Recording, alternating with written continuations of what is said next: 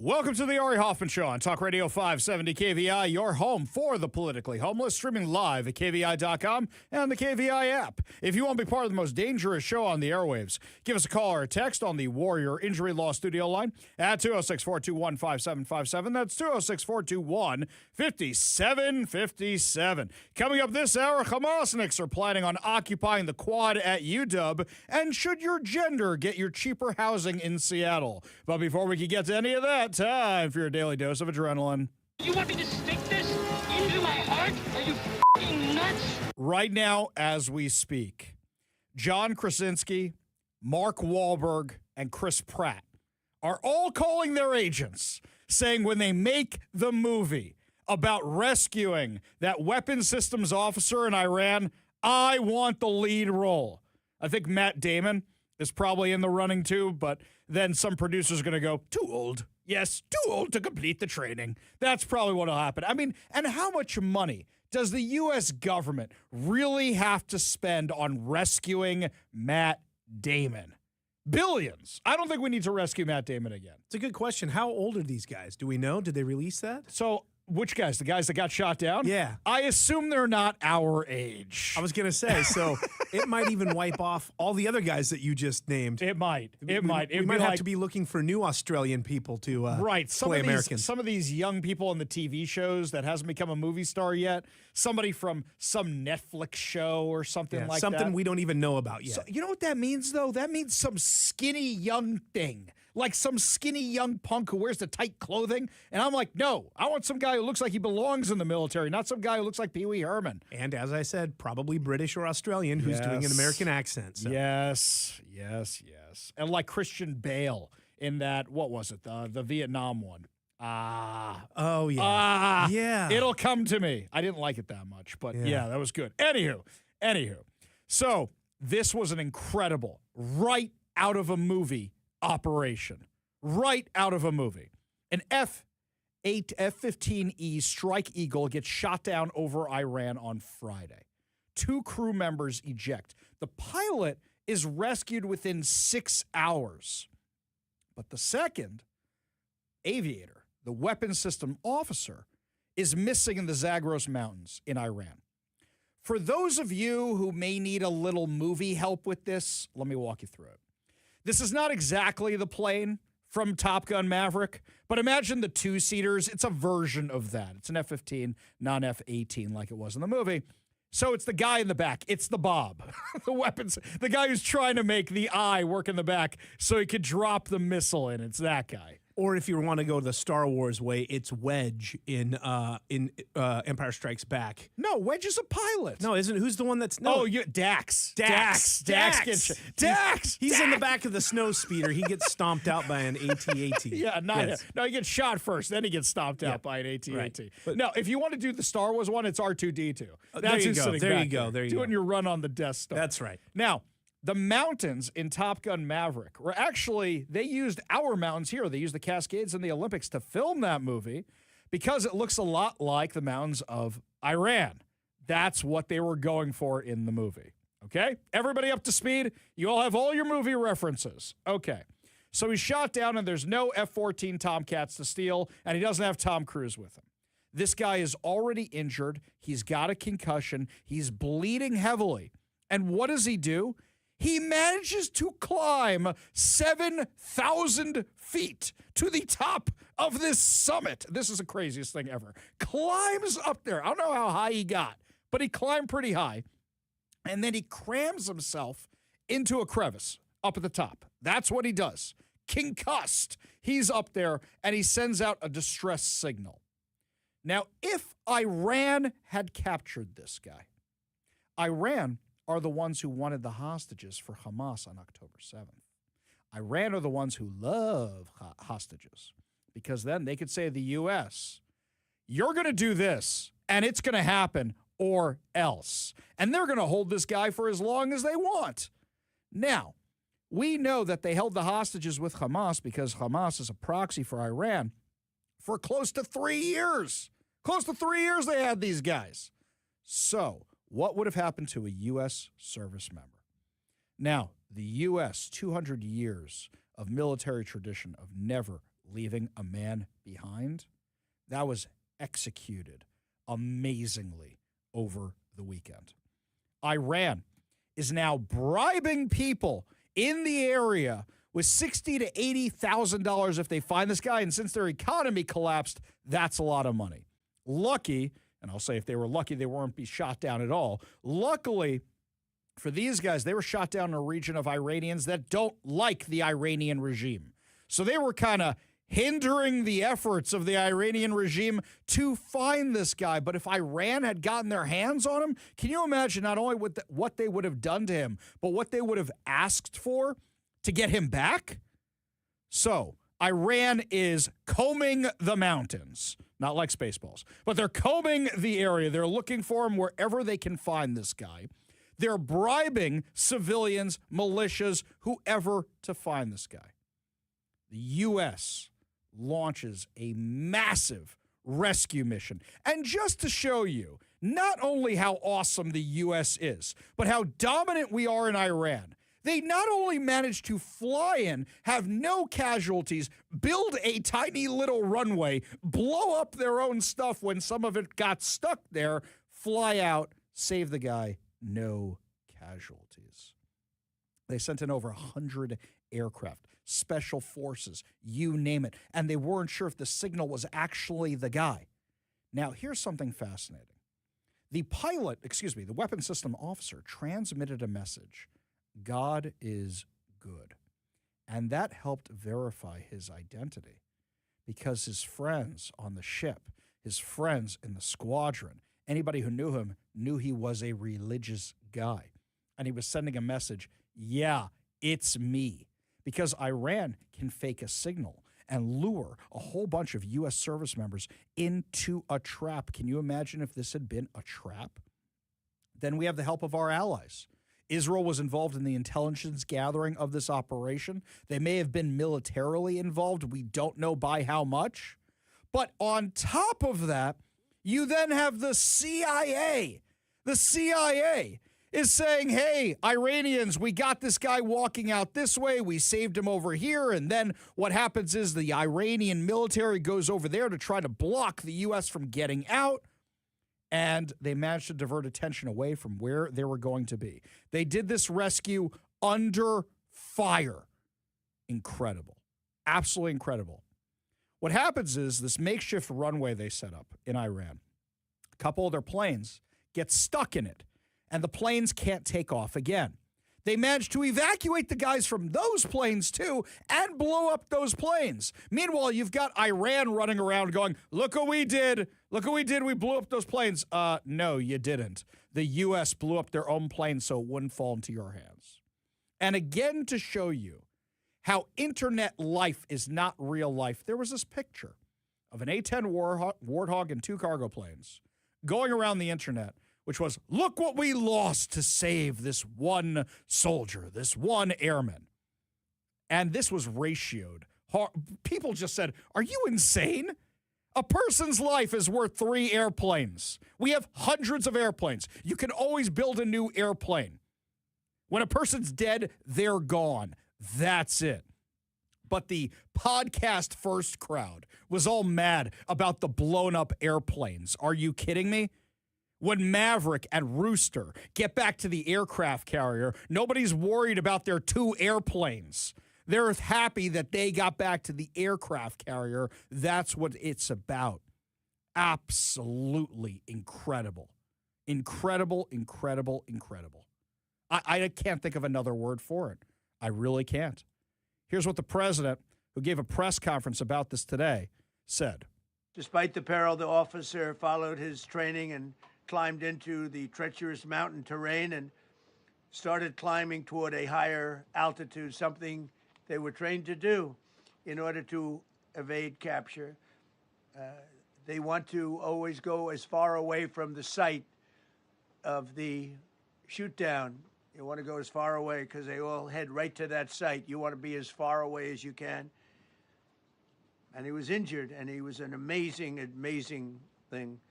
He scaled cliff faces, bleeding rather profusely, treated his own wounds, and contacted American forces to transmit his location. They have a very sophisticated beeper type apparatus that is on them at all times.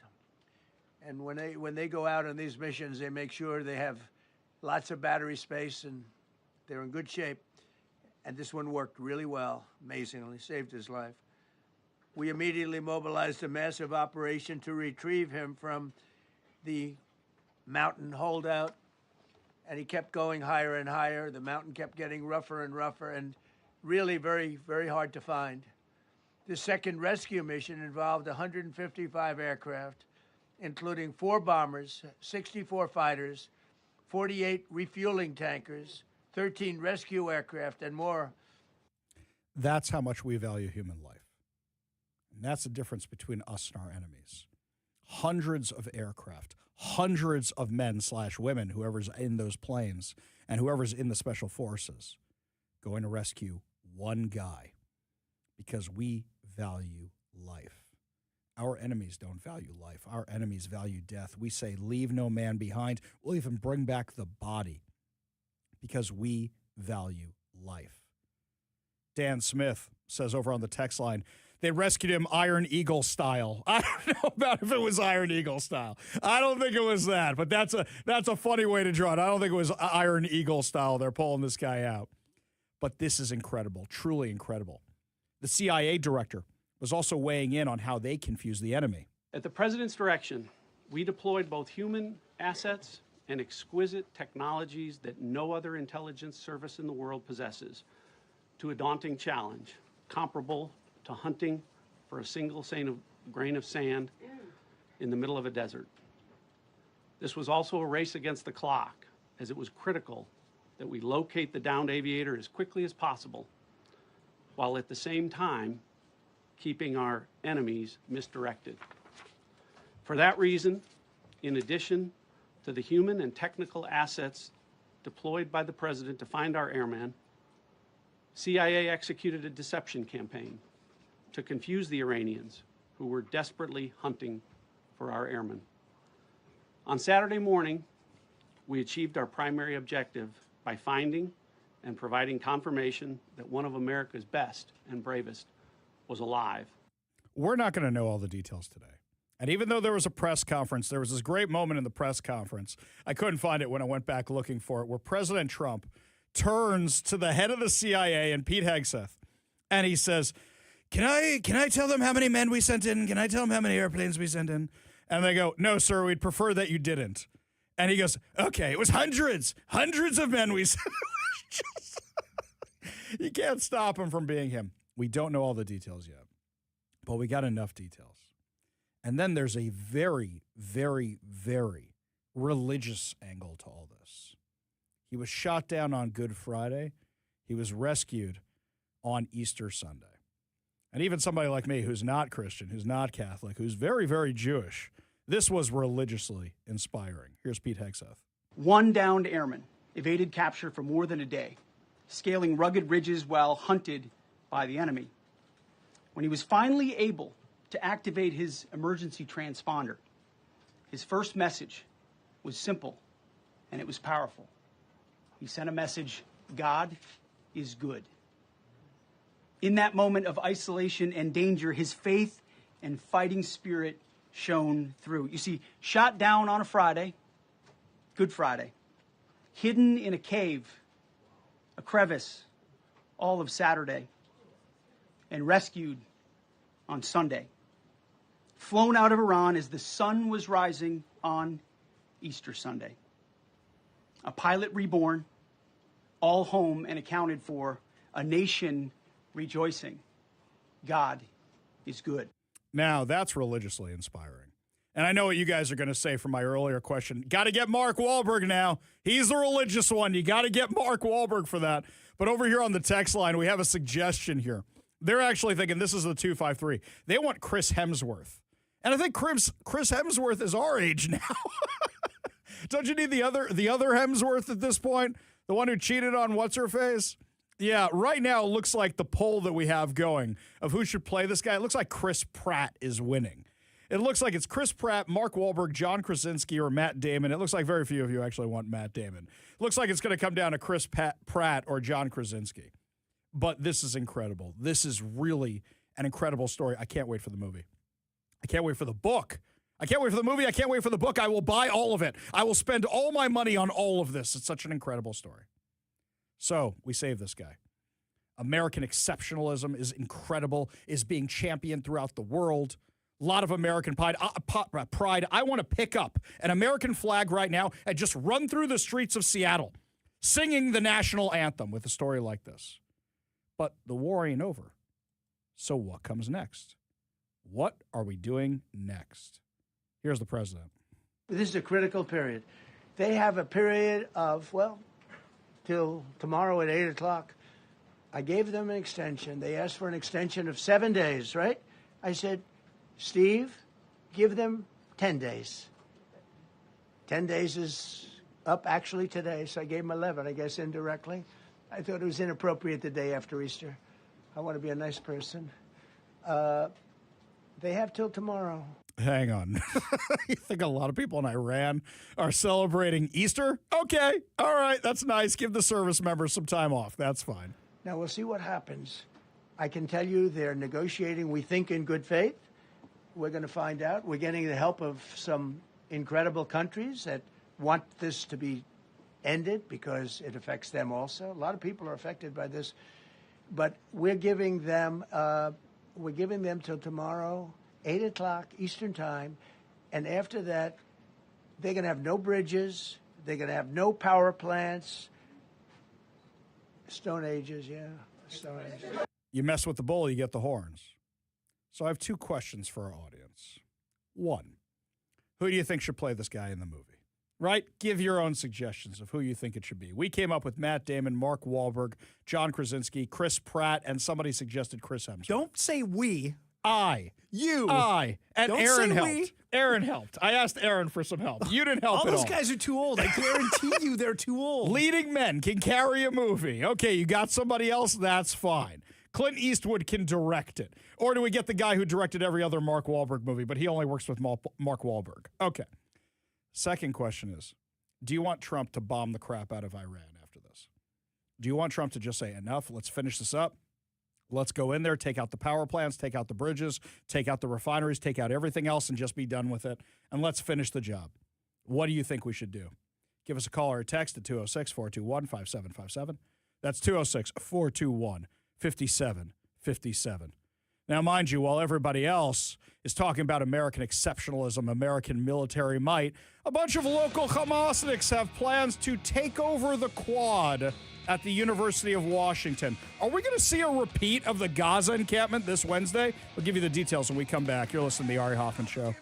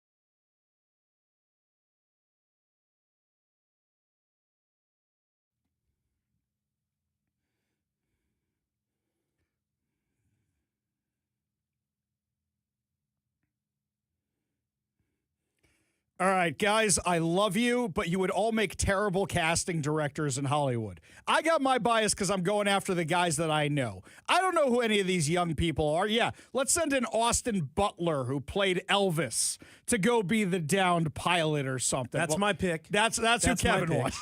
And isn't he British, too? I mean, here we go Is again. he? I don't even know. Who knows what these guys are? All right, guys, Jeff and Kent, we're not casting Kevin Sorbo. Maybe he could be the old general or something, but he's old now. Kelly in Seattle says, how about Ryan Gosling? Okay, Ryan Gosling. You know the problem with Ryan Gosling? He's getting a little old, too. Somebody here on the 253 wants Reacher, not Tom Cruise. Oh, you mean Alan Richson. The problem with him is he's so big and ginormous, you're going to say, that dude doesn't need rescuing. That guy could take on the entire Iranian army himself. What do you need to rescue that guy for? Karen from Phoenix says Jim Caviezel. Okay. Jim Caviezel, I think, is older than me at this point. Another aging he could play Hegseth. That's what we'll do. We'll have Jim Caviezel play Hegseth in the movie. That'll work. This one here, Darthbo, is so proud of our military and their accomplishments. The Good Friday, Easter Sunday connection is amazing. As for the Democrats and their friends in the mainstream media who are so full of hatred and want to discredit our president and the wonderful media, yes to bombing the infrastructure in Iran, thanks to the job for all the Iranians to rebuild the new Iran. Yeah, that's basically it. Okay, Dan Smith, I'm not getting an AI Chuck Norris to go crack. Because once again, you have the Jack Reacher problem. You say Chuck Norris doesn't need rescuing. He would find his way out of there. And he's super dead. Okay, I understand the AI thing. Meanwhile, the question is whether or not the U.S. should go into Iran and take it over. But now there are reports that a whole bunch of Hamasniks are planning on taking over the Quad on Wednesday. That's right.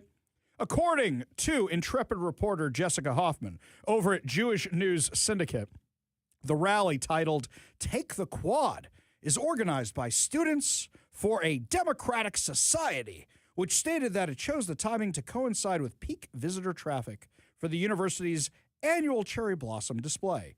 Time out, pause. For those of you who may not live in our area or have never been to the University of Washington, it is a gorgeous campus. For all the other problems with it, it is beautiful. It is magnificent. And this time of year, it's even prettier. Out on the Quad, they have rows and rows of these cherry blossom trees, and they are gorgeous. So people go out there for the tourist season. Now, apparently, UW actually has a rule. No protests on the Quad until April 12th, my birthday. No protests on the Quad because we want all the tourists to come and we want them to look at the trees. After that, you can do your crazy little protests. But no protests right now. I will remind everybody that last time the lunatics decided to do something like this, do you know when they did it? Right around the exact same season. So this group, SDS, shared a flyer for the rally stating, expose UW's refusal to divest from war and genocide during tourist season. Oh, so this is exactly why they're going out there. Quote, as the U.S. prepares to deploy boots on the ground in Iran and the genocidal apartheid state of Israel ethnically cleanses southern Lebanon, we must show UW administration that we still haven't forgotten their complicity. No war in Iran, no genocide in Palestine. UW divest now. Well, the truth is there's nothing to stop them. Is UW actually going to stop them? Because we still have 33 lunatics that caused over $1 million worth of damage to the main building that are just being prosecuted for criminal trespass. This is actually a very important moment for UW. Are you just going to let them do whatever they want, or are you going to shut this down? Victor Balta, Assistant Vice President for Communications at UW, told JNS the university has been in contact with the group and has reminded them that events and activities are not allowed on the Quad until after April 12th. What if they go in? Are you going to send in the cops? Are you going to send in the paid security guards? Are you going to send them a strongly worded letter? Or are you going to revoke their student status, their student group status, where they actually get funding from the university? Are you actually going to do anything about this? Now, you can think what you think about what UW's going to do, but let me give you a little bit more information, just a smidgen. University of Washington removed radical far-left professor and anti-Israel activist Ari Hoffman from his position as director of the Middle East Center at its Jackson School of International Studies on Tuesday. It was Tuesday they removed this guy. This guy sent out an email using the UW listserv to say that Israel is responsible for what's going on in Iran, accusing Israel and America of being religious extremists, and basically defending the Iranians' Ayatollah's regime. That's what they did. Jewish News Syndicate got a copy of this thing, and what UW is mad about is you used university resources to send out "you're crazy," to send that out. Now, they demoted this guy, but they haven't fired this guy. This is a guy who says Jews are cancerous and Nazis and all that. I mean, this guy, I was having this conversation with somebody about this weekend, where they said, well, he's got tenure, you can't fire him. I go, yeah, the only job in the world where you can't get fired no matter how much you suck. And somebody says, well, what about free speech? He can say what he wants. I said, yeah, but think about this for a second. Our right to free speech is the government cannot infringe on your free speech. But here's something else. A teacher who is teaching bold-faced lies and complete nonsense, who's in charge of your Middle East Studies department, why do you want to keep that guy? Why do you want to keep him? You want students to come who want to actually learn about this stuff and not learn complete BS. It's not freedom of speech. It's factually inaccurate. Why would you want to keep a professor like that? Now, he's still a professor, but he's not head of the department anymore. So do you think this means that UW will actually do something about what happens on campus? Or do you think they're just gonna let it go? Give us a call or a text at 206-421-5757. That's 206-421-5757. We go to the Warrior Injury Law Studio line. Take a call from Carrie and Kent. Carrie, what's going on? Hey, I just wanted to bring up the fact that leadership matters because I know this happened in 1991, but I'm still kind of ticked off about it. During the Persian Gulf War, we had one of our lieutenant commanders go down I can't even remember, or it's Lieutenant Commander Spiker, and we asked permission to go search for him. And they just found his remains in 2009. But instead of going in and getting him and having a covert mission like we did with this one, we asked permission of the enemy to go look for our downed pilot. I mean, how ridiculous is that? And, you know, I do respect President Bush's service in World War II, but I think he was listening to some idiots who told him, you know, let's ask permission of the enemy to go look for our downed pilot. I really, really appreciate, you know, being a military retiree, I really appreciate President Trump's decisive action to go in and just say, we're not asking anyone's permission, we're going and getting our guys. So leadership matters. As, you know, as much as people may love him or hate him, he's an outstanding commander-in-chief. I completely agree. I completely agree. And think about this, the message it sends to the troops. This is the biggest morale booster you can ever do. If God forbid something happens to you, we are coming to get you. We will do what it takes to get you back. I don't think you could possibly have a bigger morale booster. He could serve turkey to the service members a gajillion times. It won't equal something like this. Yeah, and you know, Ari, we raise our hand and we vow to honor the Constitution, support and defend it, but we expect something back from our country. Keep your promises. Don't leave us behind. And that's why I am so thrilled with the Secretary of War, Secretary of Defense, whatever you want to call him, Pete Hegseth. He's actually doing some great things. And, you know, this is kind of off topic, but kind of sort of on topic. Pete Hegseth has done some fantastic things with the chaplain corps in the military, because I was a chaplain's assistant for 20 years. And one of the things he's done is he said, we're going to stop with this woke nonsense. Your chaplains are going to be chaplains and not, you know, rank-grabbing officers. And so he's making sure that they're wearing their religious devices on their collars and not their rank, and I think that is fantastic. There's a whole bunch of great stuff that Pete Hegseth is doing, and you really have to know the military. Absolutely. And there's a whole bunch. You know, Carrie, here's what I actually recommend you do. Sign up for the press releases, because I get the press releases. Anybody can get them, right? They're just news updates. And you should see all the stuff behind the scenes. You'll find it fascinating. Carrie, God bless you. God bless your service. Thank you so much for being part of the show and giving us your insight. Really do appreciate it as always, and thanks for being a great friend. We go back to the Warrior Injury Law Studio line. Take a call from Gerald in Federal Way. Gerald, what's up, man? Yeah, she had to get serious on me. There is the possibility that several of our presidents left people behind in enemy countries after the last bunch of wars. But anyway, I was just going to say we already rescued Wahlberg once, the lone survivor, and age might be a problem. Like I said to the wife, they're bringing the Sonics back, and she said they're not bringing the original team back, are they? They'd be too old. Well, I guess they might have slowed down a little bit. We might have to call them the Subsonics. You know that? Yeah, that's good. You know that old joke? Somebody asked Michael Jordan in an interview one time, and they said, who do you think would win, you and the Bulls or LeBron and the Lakers? And he said, well, me and the Bulls, but only by a few points. And they said, what do you mean? He goes, well, most of us are pushing 60 by now. That one I liked a lot. Gerald, appreciate the call. Appreciate the levity. Appreciate you being part of the show. You want to be part of the show, you give us a call or text at 206-421-5757. That's 206-421-5757. Well, with all this going on, it's a huge PR boost for President Trump and Republicans. What exactly is the Democrats' plan? Well, it's not a good one, but we'll give you the details on what it is when we come back. You're listening to the Ari Hoffman Show on Talk Radio 570 KVI.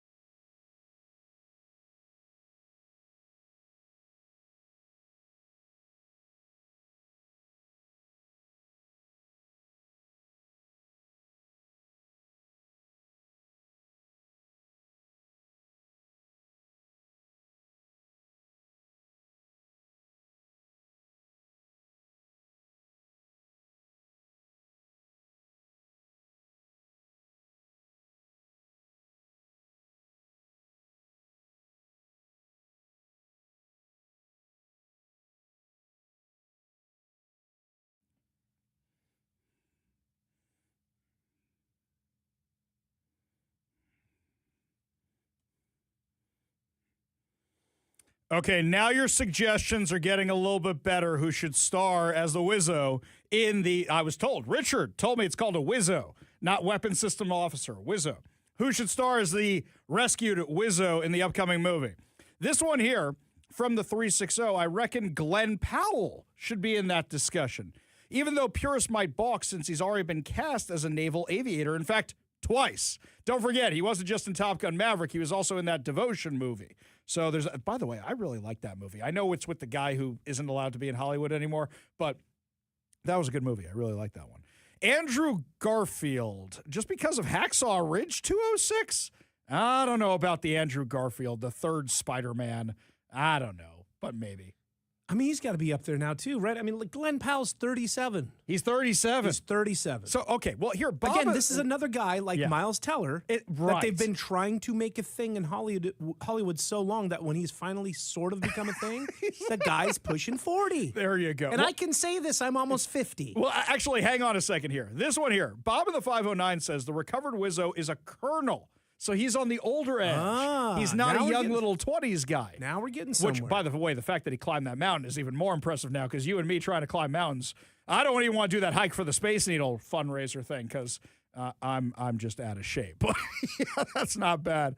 Regarding the UW encampment possibility, this one here from John. Ari, why doesn't UW just leave on the irrigation system on the quad? Hey, that's a way to go. I don't think that's a bad one. Right? Jeff and Ken says UW is going to hold their collective breath until the protesters leave. Let's see what happens on Wednesday.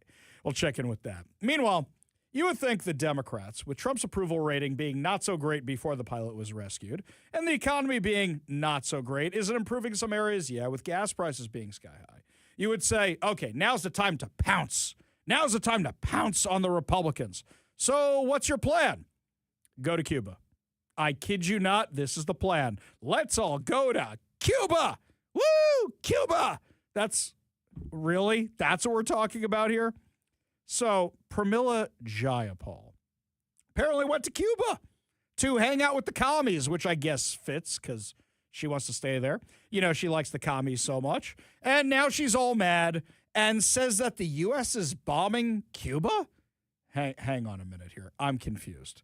I kind of keep track of where we bomb. I stay up with the news. Did we bomb Cuba and I missed it? I think the last time we even attacked those guys was the Bay of Pigs. And that didn't go so well. And last time I checked, that was a Democrat president.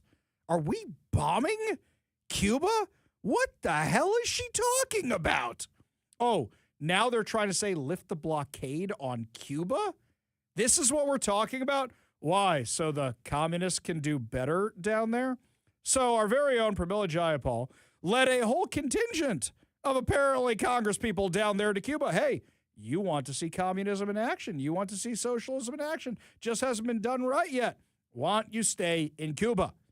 Ro Khanna, another member of the squad, he's one of the discount members like Pramila Jayapal.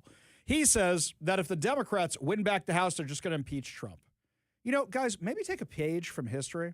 When Republicans won after the contract with America, Newt Gingrich, all that. You remember all that fun? They said, how can we work with Bill Clinton to try and enact our agenda? And they got a lot of stuff done. Maybe if the Democrats actually had a plan rather than go to Cuba or impeach Trump, they had something to run on, maybe then they might actually be moderately more successful. You know who's the worst? Adam Smith. Adam Smith comes on the show all the time. His social media posts are terrible. It's like he's trying to turn into Shama Sawant because he's running against her. The things they are saying, none of it is real. It's just, we hate Trump, we hate Trump, we hate Trump. Okay, fine. Then what are you going to do instead? Cuba? That's your big issue? Cuba? Hey, by the way, when you go to Cuba, you're reminding me of something. You remind me that people flee Cuba to come to the United States because the United States is great. They turn cars into boats. They will grab a piece of wood and make a raft out of it going across shark-infested waters to try and come to the United States. Nobody's fleeing the United States. CNN says that even with Republicans not looking so great before this pilot was rescued, Democrats are still looking even worse. This is CNN. Look at this, net favorability. Party ahead at this point, midterm years with the GOP president. In 2018, Dems were up by 12. In 2006 on net favorability, which party you like more? Dems were ahead by 18. Republicans are actually ahead on net favorability at this point by 5 points. So Democrats are just simply put running behind their previous benchmarks, and they need to be running well ahead of them if they want to take back the United States Senate, given that map. Yeah, because I don't know what the Democrats stand for. I really don't. I just know they hate Trump, but I don't know what they actually stand for. No clue whatsoever. Somebody who does have a plan they're trying to enact is Katie Wilson, our very own socialist mayor. Up next, Katie Wilson says that your housing should be affordable based on your gender. I kid you not. We'll tell you all about this insanity when we come back. You're listening to the Ari Hoffman Show.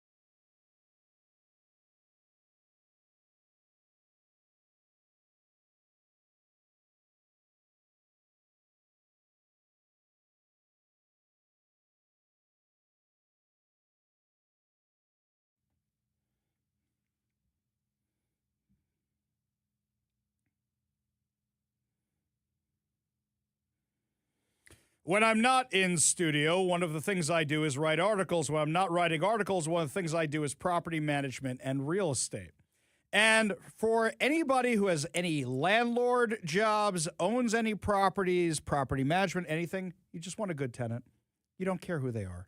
You just care that they pay the rent on time, and you care that they don't destroy their property, your property. That's all you care about. That's it.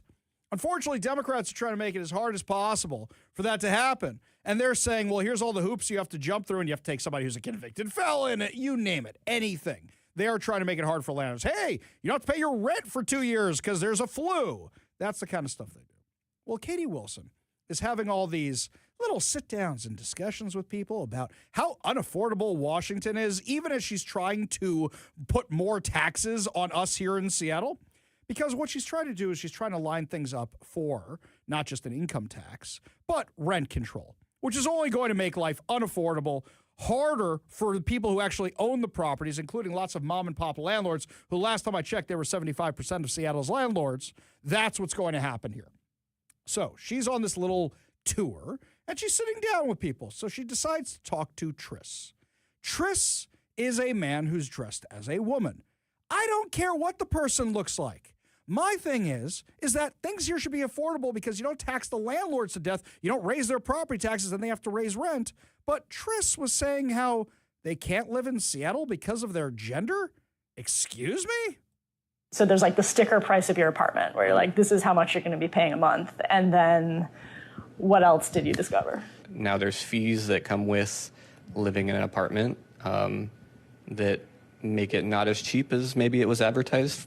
For me, one of the growing frustrations with the rising cost of housing is that I, as a queer person, as a visibly queer person, I'm kind of running out of places to go, places that are safe for me and my wife to exist and to be able to have a community and live happily and safely.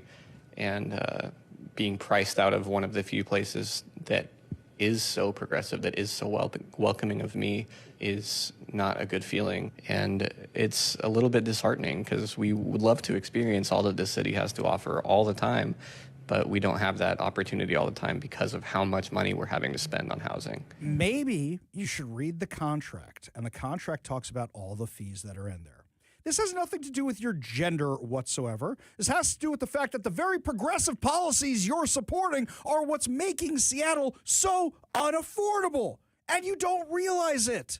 Look, lots of people are getting priced out of Seattle because it's too expensive to live here. Oh, and by the way, I know where this person lives because it says so on the screen. It says Othello, South Seattle, where I live. So it's getting too expensive for the people who live in South Seattle? Yeah. Because guess what? When you up the property taxes, the landlords up the rent on their customers, on their tenants. When you up the price of utilities, guess what happens then? All the fees you put in place, when you up the price of fuel, groceries get more expensive. The very progressive policies you're celebrating and saying you want to stay in Seattle for are the very things making this so expensive. It has nothing to do with your gender. It has nothing to do with your ideology. It has everything to do with the fact that your political persuasion regarding these policies are what's making your own life more expensive. And our socialist mayor just don't get it. Not at all. Insane. When are people going to open their eyes? I just don't get it. Up next, my friends, looks like $1.3 billion is unauditable over the Department of Children, Youth, and Family Services. Is the fraud bubble beginning to burst? We'll tell you all about it when we come back. You're listening to the Ari Hoffman Show on Talk Radio 570 KVI.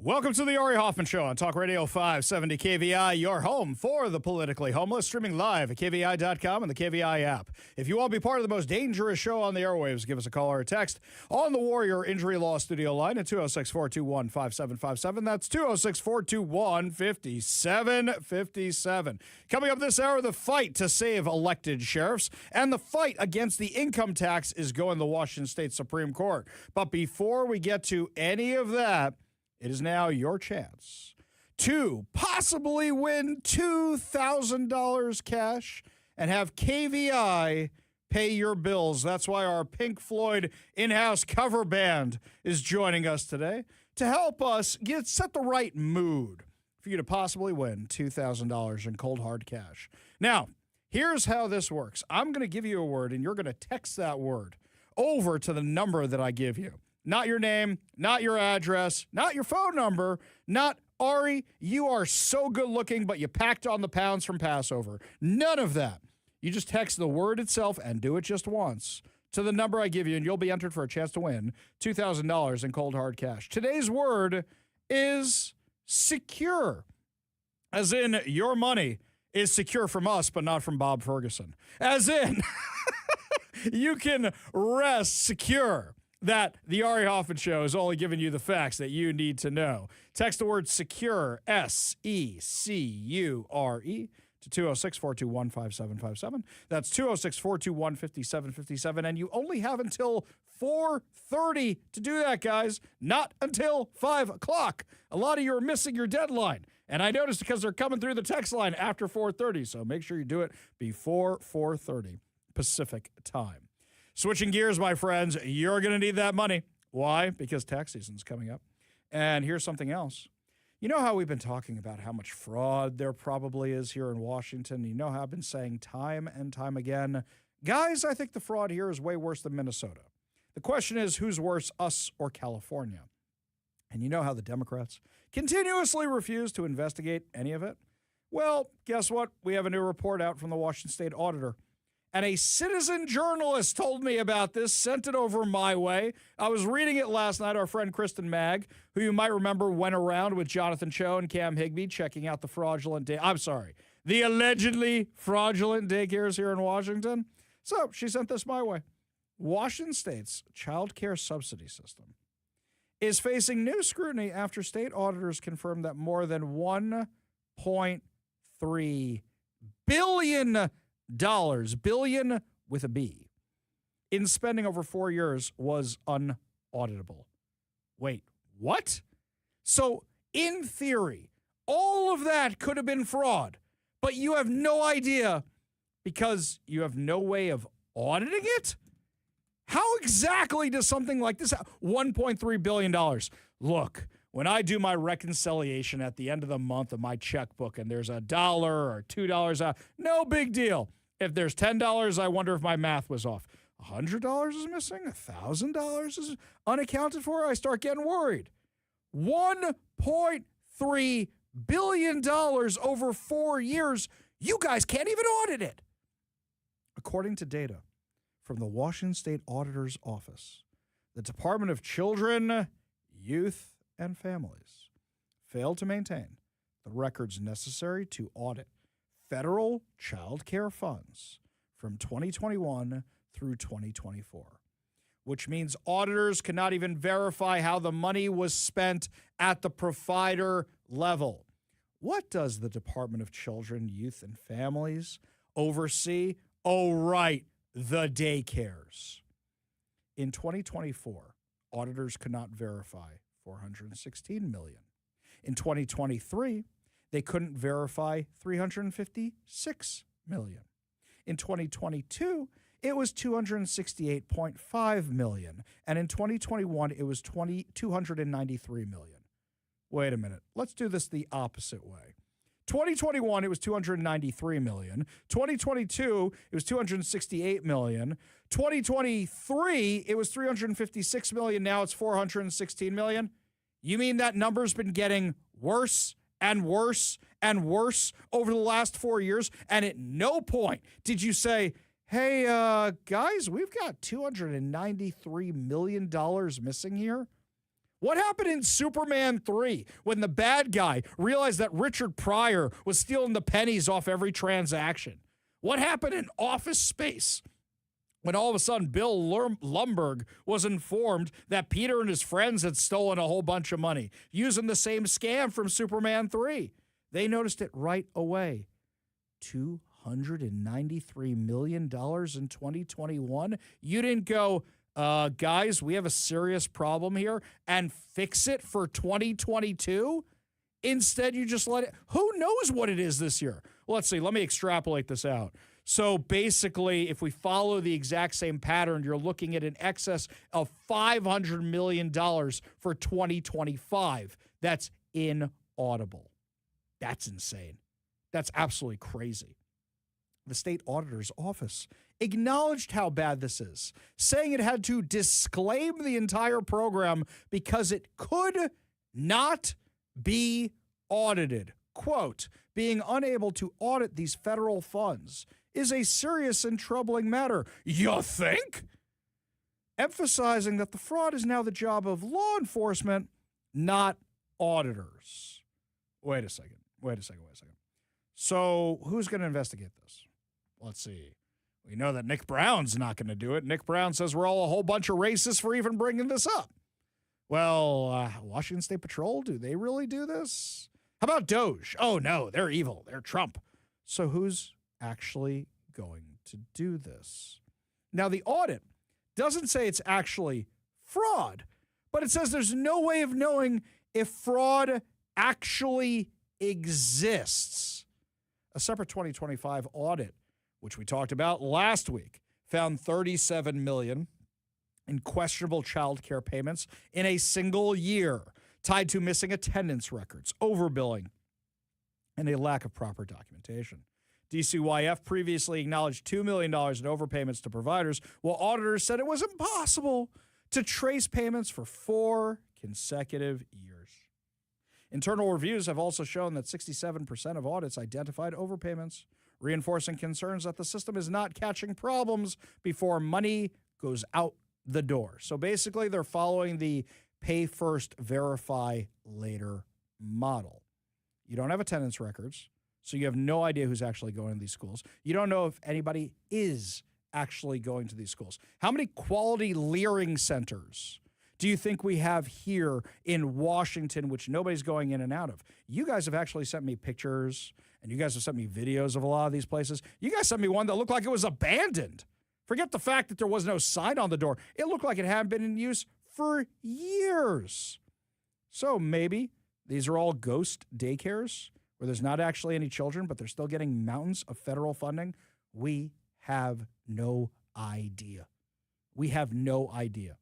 Is Nick Brown still going to call these allegations baseless when his own Washington State auditor has no idea if the money's being defrauded or not because they can't audit all this? So the same agencies responsible for the failures are now responsible for fixing the problem? Representative Michael Baumgartner previously called for a federal review of Washington's programs. He's worried about what happened in Minnesota. $1.3 billion from one agency is inaudible. And I don't mean that by not being able to hear. I mean that you can't actually do the math on them. $1.3 billion. We have no idea what it was spent on. We have no idea who spent it. We have no clue. Now, I will remind you that the Treasury Department is actually ramping up this reporting process where you can expose the stuff by talking to the Treasury Department, or you don't want to go to the Treasury Department, you bring it to us. You bring it to us, we'll take it to the Treasury Department. I spent a lot of time this weekend sending things to the Treasury Department. I did. Because you can get rewarded with 10% to 30% of the monetary penalties collected if the information leads to successful enforcement action by Treasury or the Department of Justice. This is something that needs to be investigated right away. $1.3 billion, and they get some of that from the feds, and we have no idea where it went, how it was spent, who got it, if there were even kids in these daycares. And just a reminder of how easy it is to defraud the government here in Washington is that If you live down the street from a sibling, let's say, you could say you're watching the sibling's kids. The sibling could say they're watching your kids. And boom, guess what? Each of you are now in-home daycares that are not subject to the regulations that the bigger daycares inside of school buildings or religious institutions are subject to. And you can get the money from Washington state taxpayers. I'm sure this is a story that's putting a smile on all of your faces heading into tax season, where your taxes are due in 9 days. Unless you're filing for an extension, your taxes are due in 9 days. And as you're writing that check to the IRS, you're thinking, how much of this is going to Somali fraudsters? How much of this is going to any fraudsters? Who's to say they're all Somali? This is how bad it is. And on top of that, we are finding out just what bad stewards the Democrats who are running Olympia are of our money. According to Center Square, Washington state is indirectly using bond debt to cover its operating budget despite record revenue and the largest tax increase in state history, according to a new analysis of state fiscal data. For decades, the Public Works Board Public Works Assistance Account has been repeatedly raided by the legislature to cover operating expenditures even though they had record revenue, because it is not a revenue problem. It is a spending problem. According to Center Square, this biennium represents not only a dramatic increase in the amount taken, but has reached the point where the account is unable to cover its funding obligations without the use of bond debt. What, we only paid off the kingdom a few years ago. Let's take on more debt. Let's do that. Between 1985 and 2017, the legislature diverted $2.2 billion from the account, which funds a low-interest revolving loan program for local governments to pay for infrastructure projects such as roads, bridges, water, and sewer facilities. Hey, how are them roads and bridges looking? Near my house, my God, on the way up to my in-laws' house, the city of Seattle decided to do some underground work. I have never seen such a bad paving job in my life. You know how I found this out? I took my Dodge Charger over it. Clunk, thunk, right there on the ground. Holy cow. Dodge, my friends over at Renton, Chrysler, Dodge, Jeep, Ram, they hooked me up with the Jeep Cherokee that I've been driving around for the last month. Thank God, because it's a hybrid, and I'm saving a ton of gas money. I just filled that thing up for the first time this weekend. I took that sucker over these potholes, and they are so bad from this paving job, even with the brand new suspension and everything else. That car took it like a champ, by the way. I still realized how uneven the road was. That's how bad it is. And this is a brand new paving job. It's so bad. When I was taking my daughter out the other night, practice driving, I said, go on the other side of the street. I don't care if there's oncoming traffic, because I don't want you to kill my Charger. That's how bad it is. Yeah, our roads and bridges are a shining beacon, an example to the rest of the country, right? In the latest supplemental operating budget signed into law, $375 million will be diverted from the account to the general fund.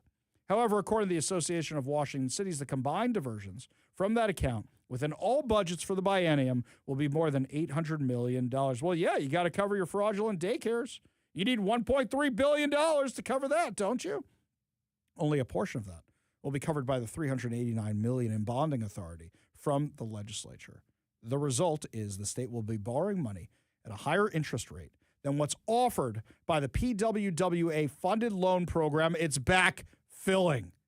Are you kidding me with this? We have record revenue, and now we are borrowing money to pay our bills because Democrats in Olympia want to spend money on fraudulent daycares and not audit anything. Because Democrats in Olympia want to spend money on trans surgeries for convicted felons who are still in jail.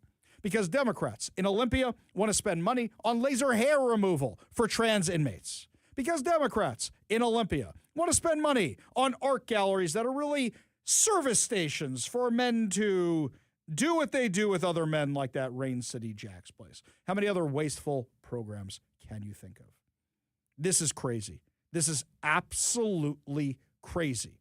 You see this report from Como, Cairo, Fox 13, King 5, Washington State Standard? No. This comes from the Center Square because nobody else wants to call out their sugar daddies. How many of these news outlets like the Seattle Times, this should be front page of the Seattle Times. Unfortunately, they're not doing this story. Why? Because they want your taxpayer money to pay for their dying outlet. And they don't want to rock the boat with Turd Ferguson. Because if you call out Turd Ferguson, then you get into trouble. There's this new report out that says that affordability is getting worse around here. Oh, you think it's maybe because they're raising taxes too much? Just a thought.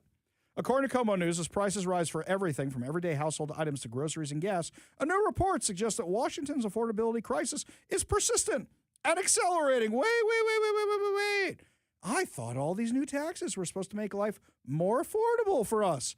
You're telling me that by raising taxes, you made life less affordable?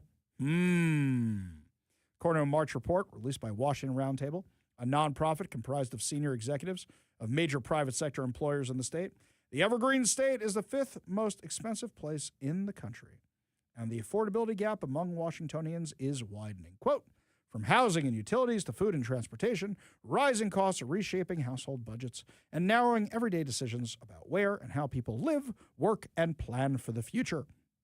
This new report they have, called Prices We Pay, Understanding Washington's Affordability Crisis, provided a data-driven look at the affordability across the state and the costs families encounter daily, drawing on national and regional data. The report examines where costs are rising and how cost compares with those in other states and states across the region.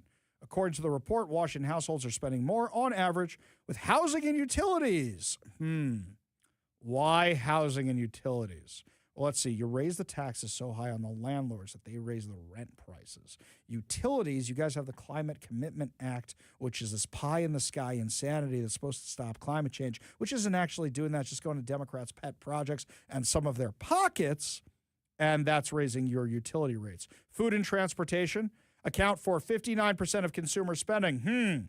Once again, Climate Commitment Act, raising gas prices, making things more expensive. Quote, at a time when we should be bending the cost curve, the affordability gap in Washington is growing, and prices have risen faster than anywhere else. We are only trailing California, Washington, D.C., New Jersey, and Hawaii. That's right. We are beating Chicago. We are beating Illinois and New York. Well done. Hang on. Slow clap. Well done. Well done for the Democrats in Olympia. Good job, guys.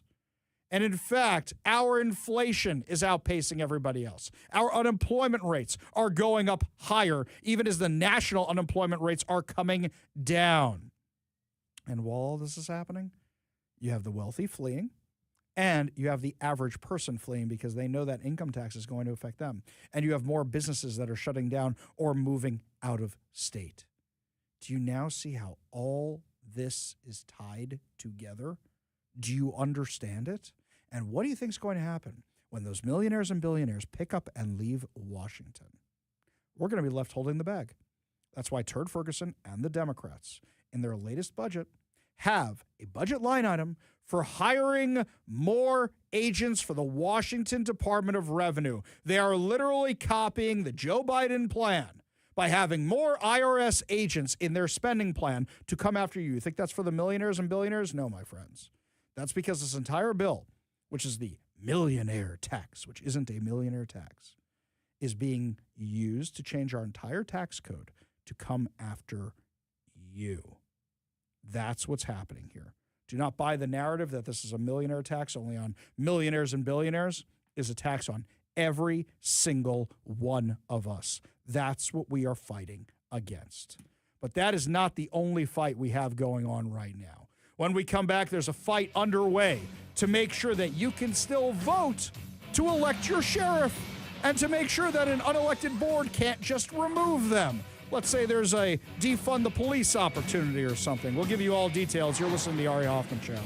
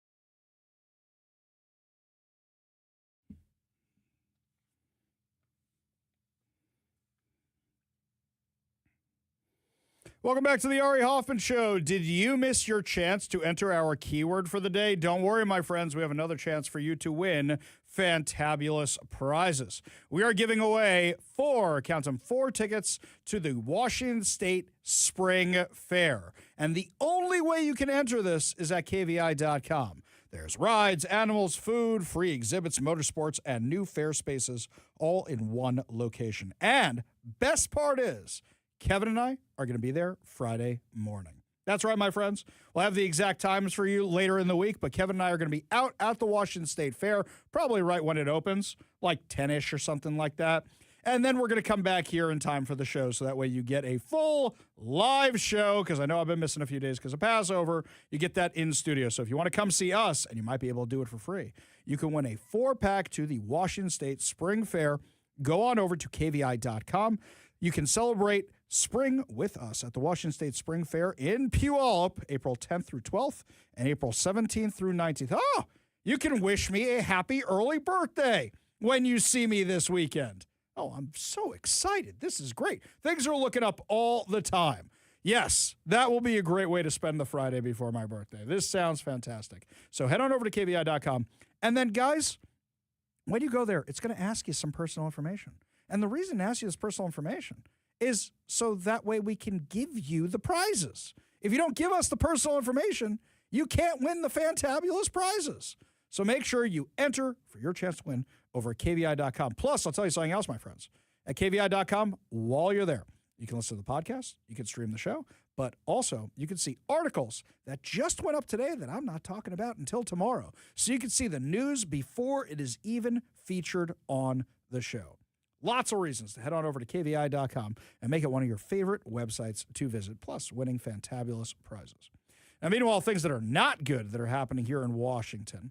We know that the Democrats are trying to make it so an unelected group of nobodies can remove any sheriff they don't like Pierce County Sheriff Keith Swank.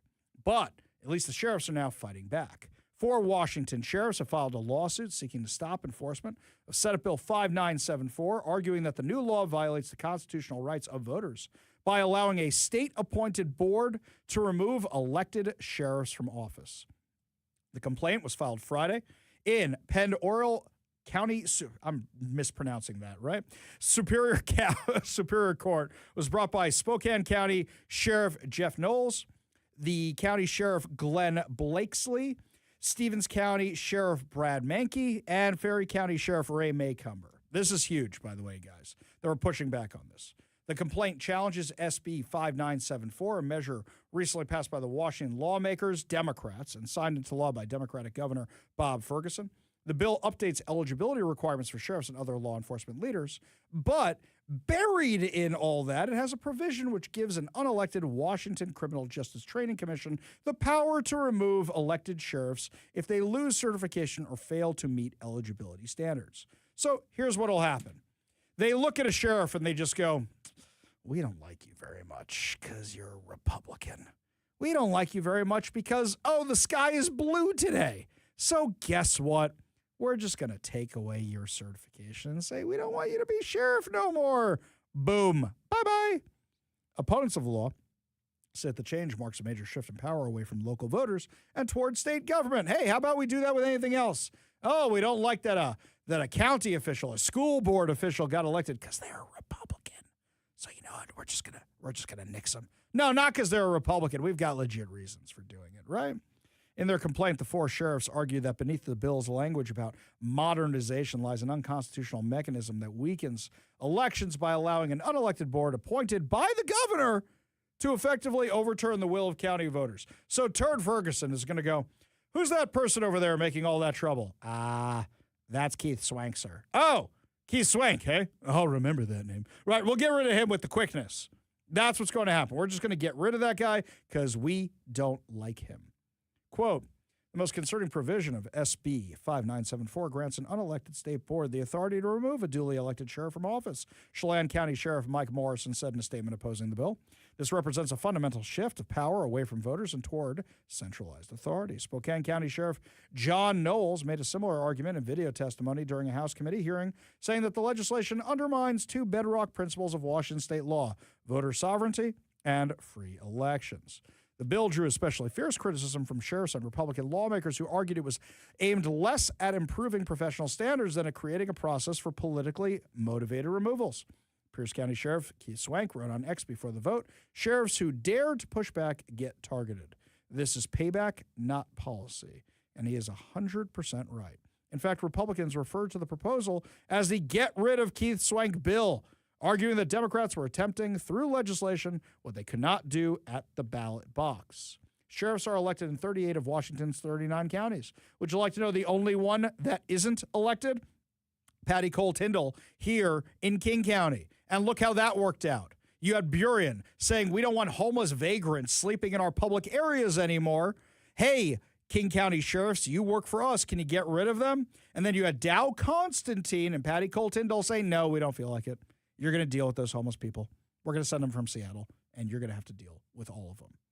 Do you see what the game plan is here? To have political hacks appointed instead of who you choose to be your sheriff. The complaint points to Article 1, Section 1 of the Washington State Constitution, which states all political powers inherent in the people. The governments derive their powers from the consent of the governed.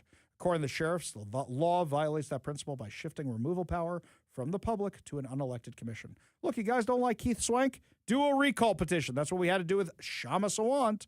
Well, because you guys don't actually have grounds to. So what we're going to do is get your political cronies to do it for you. Absolutely shameful. Absolutely shameful. Because they know they can't win at the ballot box. And they know that Keith Swank has been in the news so much, he's likely to get reelected again. And then they really won't know what to do with themselves. And speaking of elections, a lot of you are asking, when can you sign the referendum? When can you sign an initiative to get rid of the income tax? Brian Haywood joins us next, my friends, to tell you about the legal battle to protect your right to weigh in on the Democrats' income tax. You're listening to the Ari Hoffman Show on Talk Radio 570 KVI.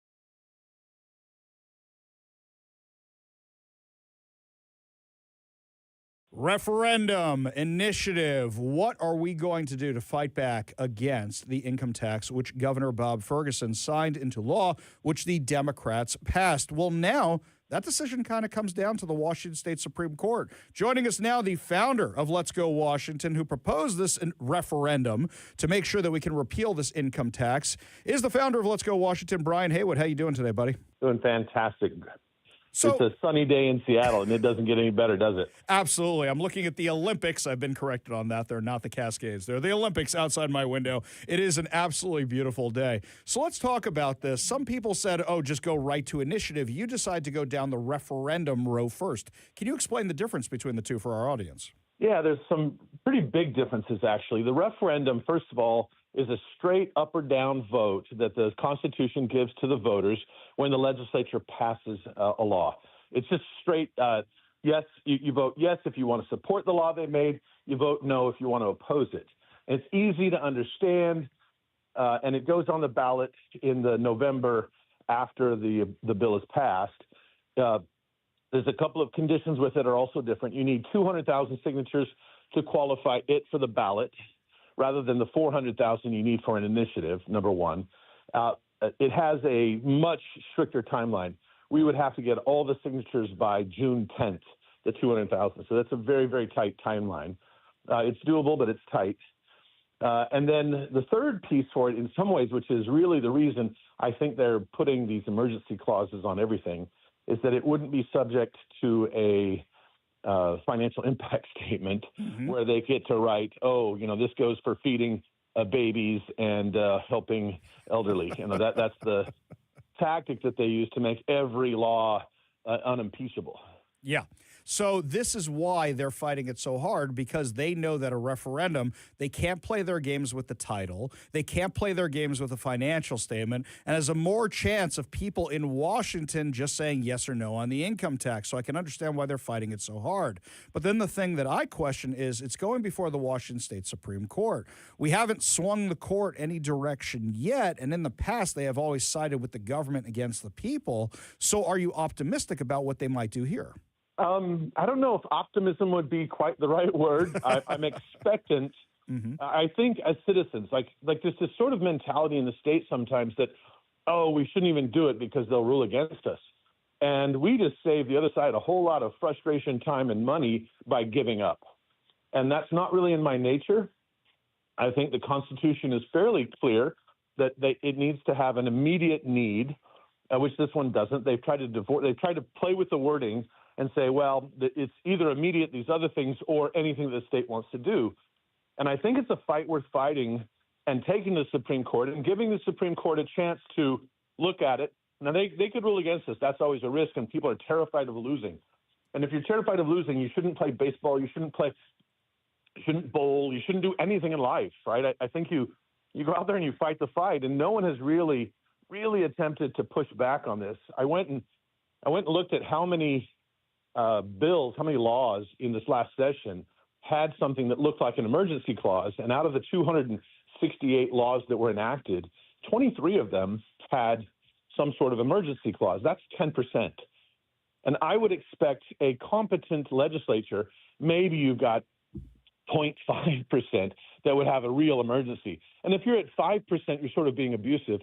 When you're at 10%, you're flagrantly telling the voters really to go to hell.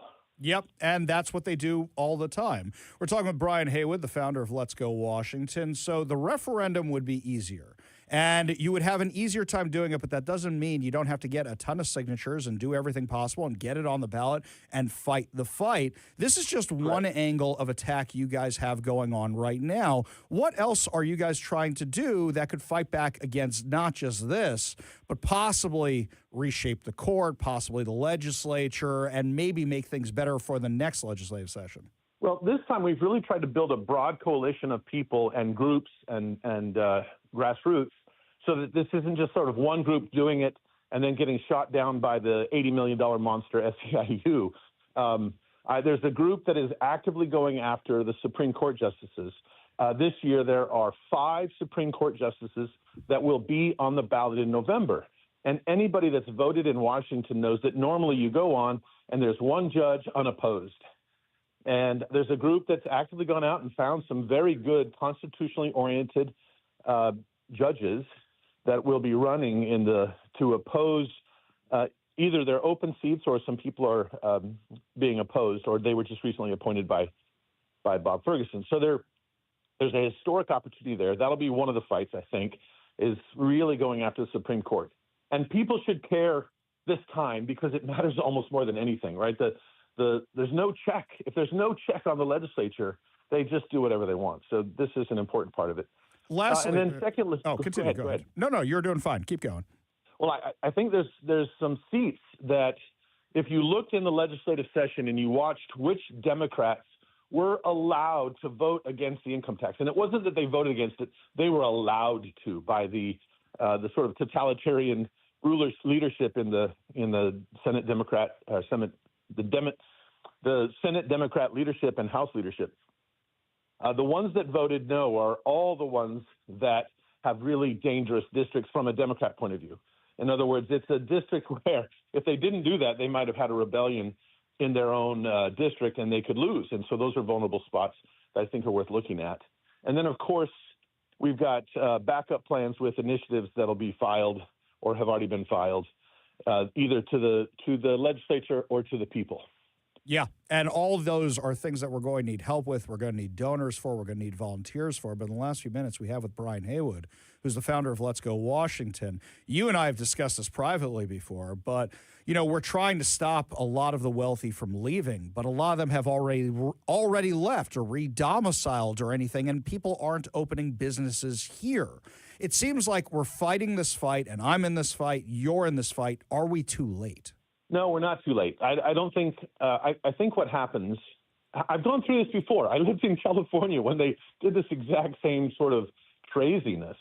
And you can feel there's this tipping point.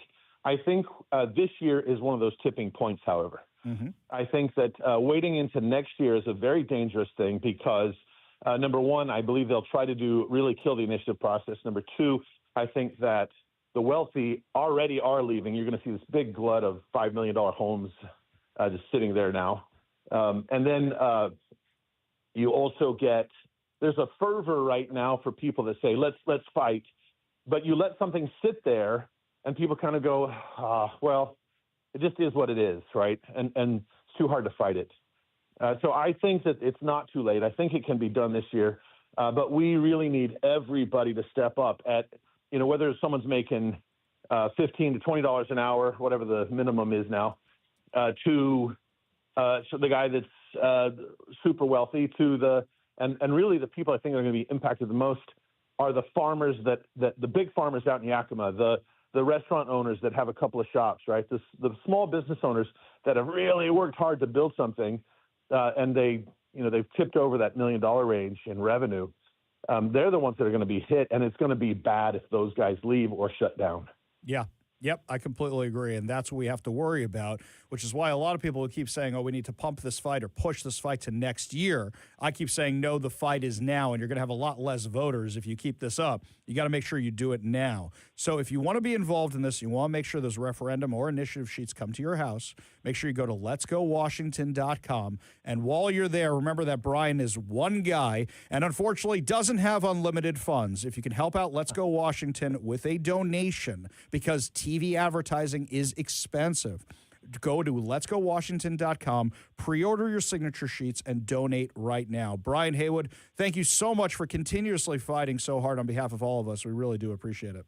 Thank you, Ari. We can't do it with everybody that's listening, without everybody that's listening to your show, and you leading the charge there as well. So thank you. Thanks so much. That means a lot. We got a whole lot more to discuss as the show continues. You're listening to the Ari Hoffman Show on Talk Radio 570 KVI.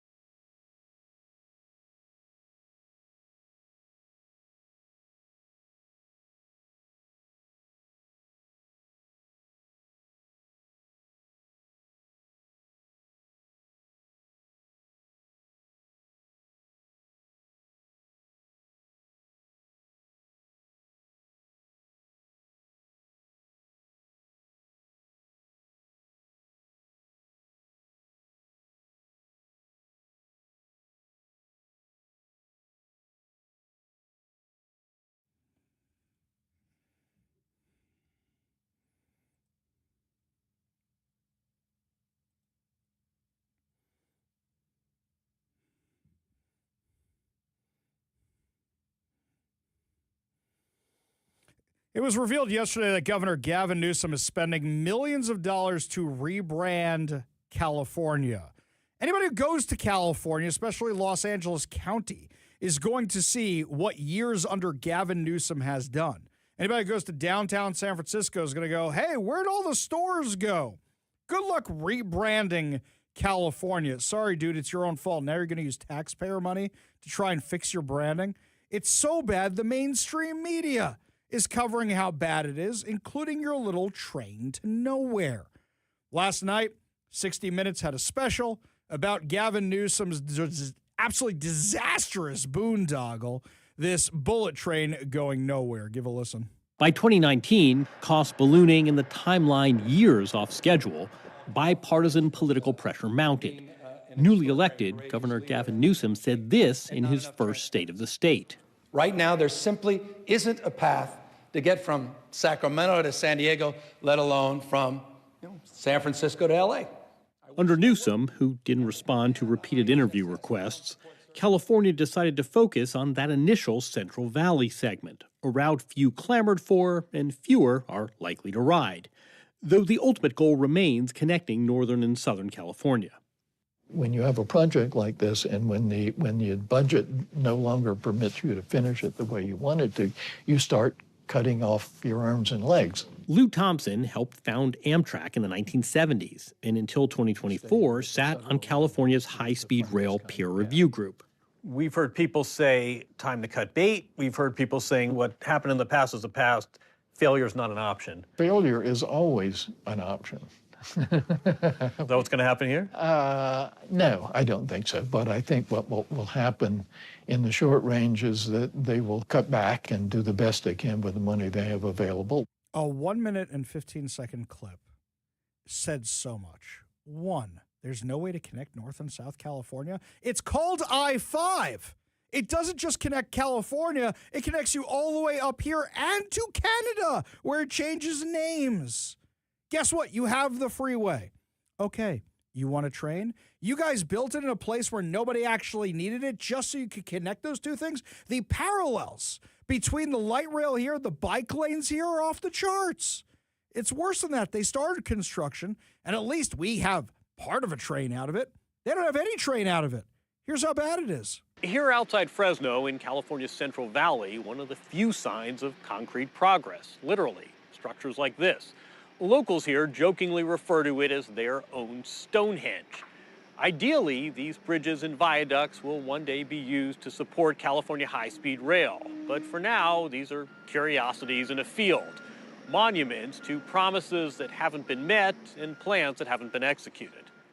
Ironic, because American rail was once the world's envy. In the 1800s, the U.S. government oversaw the birth of the Transcontinental Railroad, stitching the country together as it expanded westward. We turn to the future. In the 1950s, the Eisenhower administration decided that the transportation vanguard was off the tracks, creating and critically continuously funding the interstate highway system. And the family car is in tip-top shape. Fueling the world's proudest car culture. Meanwhile, Japan's famous bullet train opened in 1964.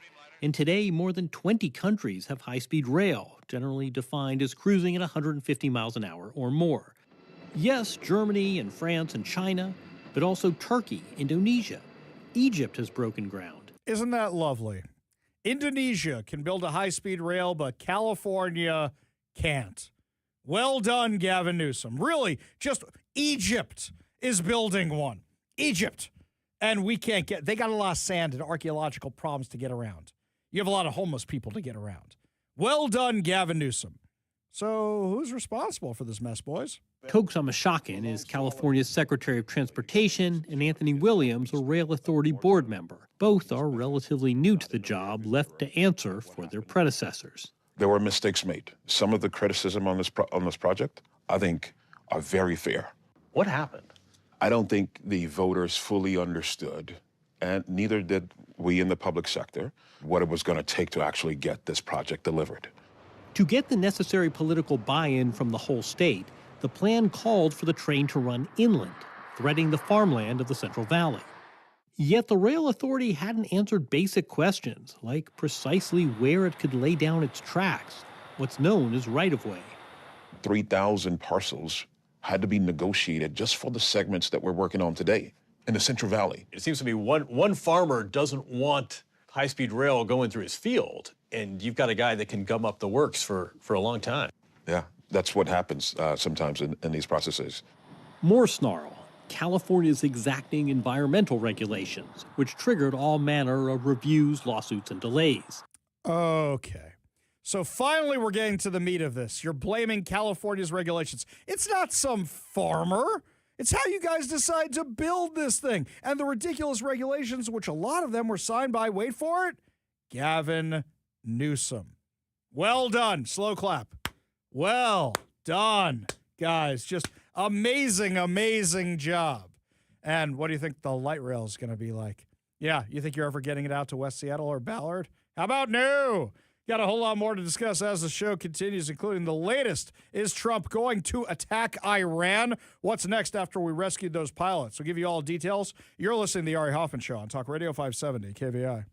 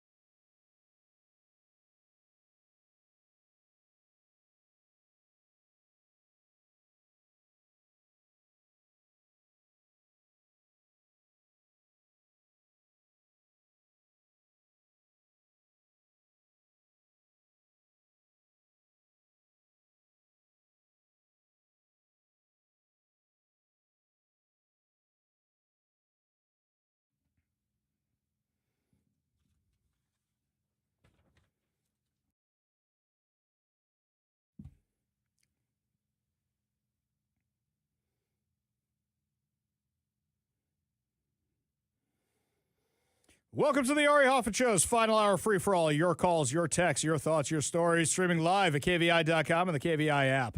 If you want to be part of the most dangerous show on the airwaves, give us a call or a text on the Warrior Injury Law Studio line at 206-421-5757. That's 206-421-5757. Coming up this hour, more chances to win fantabulous prizes, and a Washington man accused of killing an elderly woman likely ain't from Washington. But before we get to any of that, I love how earlier in the show I asked you guys who should play the rescued airman in the movie, the rescued weapons system officer, the WISO, that was rescued by President Trump and our amazing U.S. military. And somebody suggested Paul Rudd. Okay, I know the guy's a colonel. I know he's a little bit older. I know Paul Rudd doesn't age. But Paul Rudd's older than me, I think, guys. I think I was younger than him when Clueless came out, and we first were introduced to the Paul Rudd. Yeah, there were some interesting suggestions there. This one here on our last segment from Robin Lakewood, who was talking about Gavin Newsom's failed train to nowhere. He says, you know what's cheaper than the train? It's cheaper and quicker to fly. Right. When we had railroads everywhere in the country, it wasn't just the highway system that got rid of the railroads, which people were relying on. It was airplanes. Faster, cheaper. That is what we had that solution right there. This one from Mike Kerb.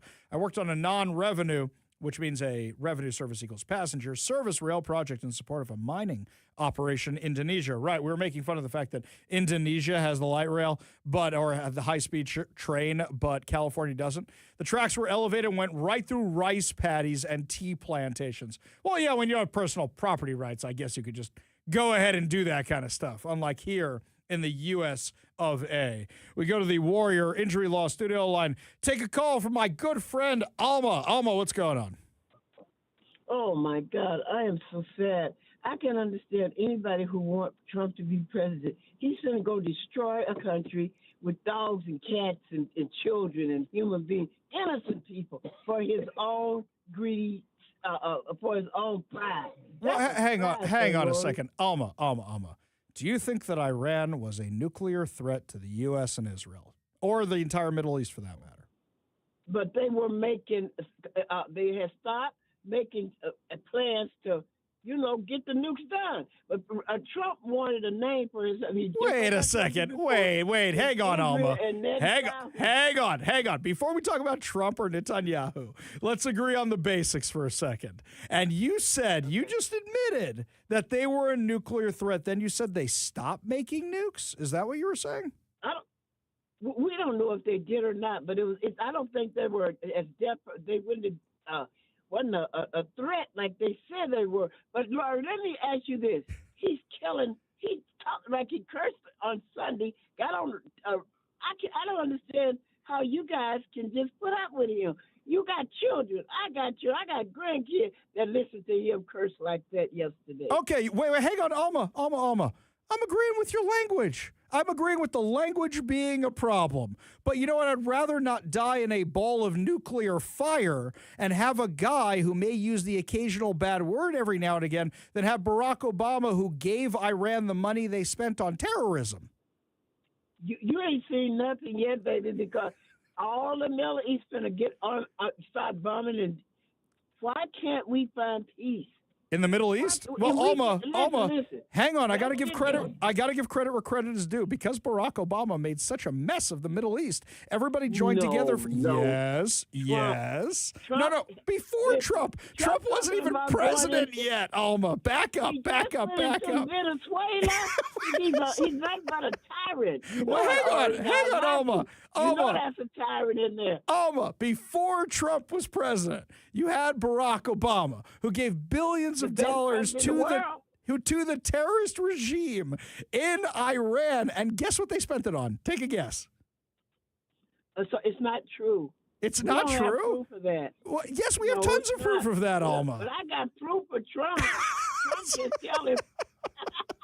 Alma, I love you, my friend. Alma, thank you so much for the call. Enjoy the lovely weather today. I always love when you call, all right? You too. All right, you take care, my darling. Appreciate the call. Really do appreciate it. Alma keeps me on my toes. I love when Alma calls. Anyway, speaking of the issue at hand regarding what's going on in the Middle East. So, We had this amazing rescue operation. We had the U.S. military show what domination we have over Iran, that we're able to send in hundreds of men and hundreds of airplanes to save one guy, because that's what America does. We leave no one behind. So what's next? Here's the president. This is a critical period. They have a period of, well, till tomorrow at 8 o'clock. I gave them an extension. They asked for an extension of 7 days, right? I said, Steve, give them 10 days. 10 days is up actually today, so I gave them 11, I guess, indirectly. I thought it was inappropriate the day after Easter. I want to be a nice person. They have till tomorrow. Now, we'll see what happens. I can tell you they're negotiating, we think, in good faith. We're going to find out. We're getting the help of some incredible countries that want this to be ended because it affects them also. A lot of people are affected by this. But we're giving them till tomorrow, 8 o'clock Eastern time. And after that, they're going to have no bridges. They're going to have no power plants. Stone Ages, yeah. Stone Ages. Now, this is an important thing because Iran loves running out the clock. Iran loves stalling. That's what the regime does. And what I find refreshing is a president who actually calls it like he sees it. A reporter asked him this, and I love that we have a stand-up comedian as president. Yesterday in your Truth Social, you called the Iranians crazy bastards. True. What is your response to critics who say that... I don't care about critics. What is your response to critics who say that it is your mental health that should perhaps be examined as this war continues? I haven't heard that. So here's the thing about this. I didn't hear these reporters calling out Joe Biden, who barely was functional at the time, who had no cognitive sense whatsoever. No, instead, we're calling out your mental health because you use the word crazy bastards. They are crazy bastards. Look, these are, in fact, you know what? Better yet, Alma didn't like his language before, so let's play this clip about our president describing the Iranian regime. 47 years they've been negotiating with these people. They're great negotiators, and because they're not going to have a nuclear weapon. And if somebody that takes my place someday is weak and ineffective, which possibly that will happen because we had numerous presidents that were weak, ineffective, and afraid of Iran, we're never going to let Iran have a nuclear weapon. And if you think it's okay for people that are sick of mind, that are tough, smart, and sick, really sick, from a policy standpoint, from a any which way you want to say, mentally, these are disturbed people. If you think I'm going to allow them, and powerful and rich, to have a nuclear weapon, you can tell your friends at the New York Times, not going to happen. So let me make sure I got this right. They think that Trump is is mentally deranged. But they don't have a problem with the Iranian regime, which literally will execute a woman for going out in public if she's alone, if she's wearing the wrong clothing. They will do that, throw gays off of rooftops. But you're coming after the president of the United States. You guys are just mad that he didn't bribe him like Barack Obama did, like Joe Biden did. But we have a very real concern. What about the Strait of Hormuz? What do we do about that? A lot of the world gets their oil. I love that now America is so dominant that now Europe might be, we might want to come help now that all the fighting's pretty much done. Now we might want to come because we don't want you to overprice or to price gouge us on the oil because we didn't help you at all whatsoever. So what do we deal with the Strait of Hormuz? That's one thing that's a little different than other things. We can bomb the hell out of them. We can knock them out for a loop. But to close the strait, all you need is one terrorist that somehow has a truck loaded with, because you can carry them in trucks, large trucks, a water mine, drop them in the water, and now you tell people that own ships that cost $1 billion to don't worry about the mine. You can do that even just by saying we put mines in the water.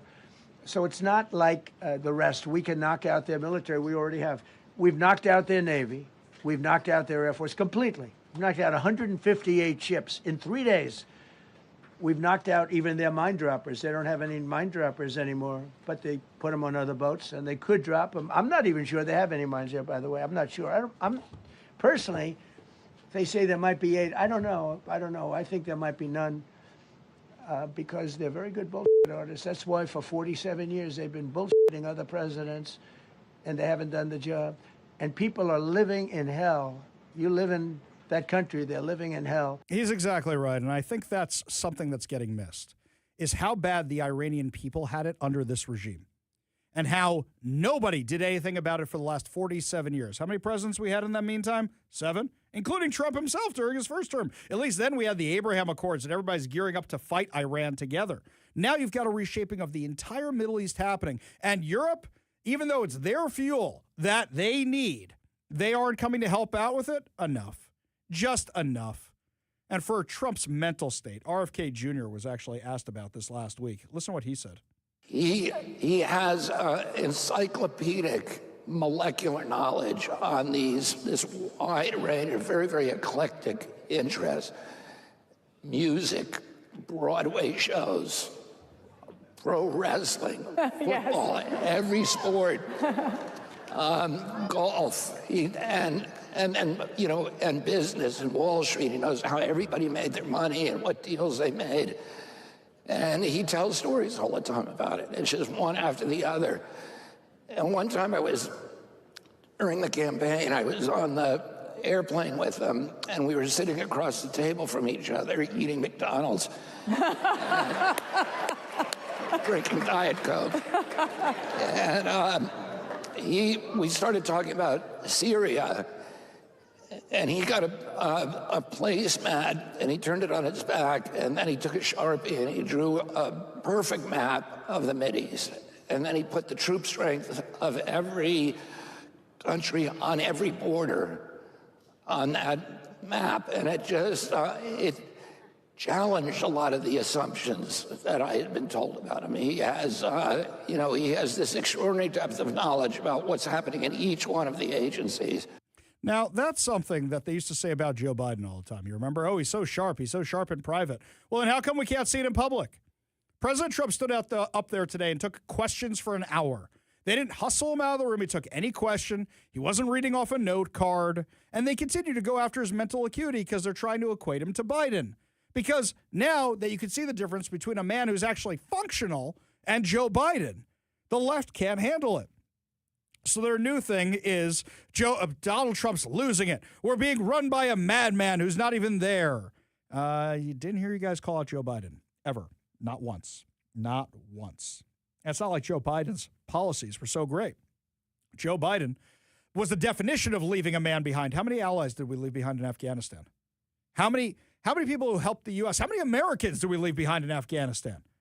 Joe Biden was a disastrous president. The mainstream media not giving Trump any credit whatsoever for even rescuing this airman, for it being his go order that did that.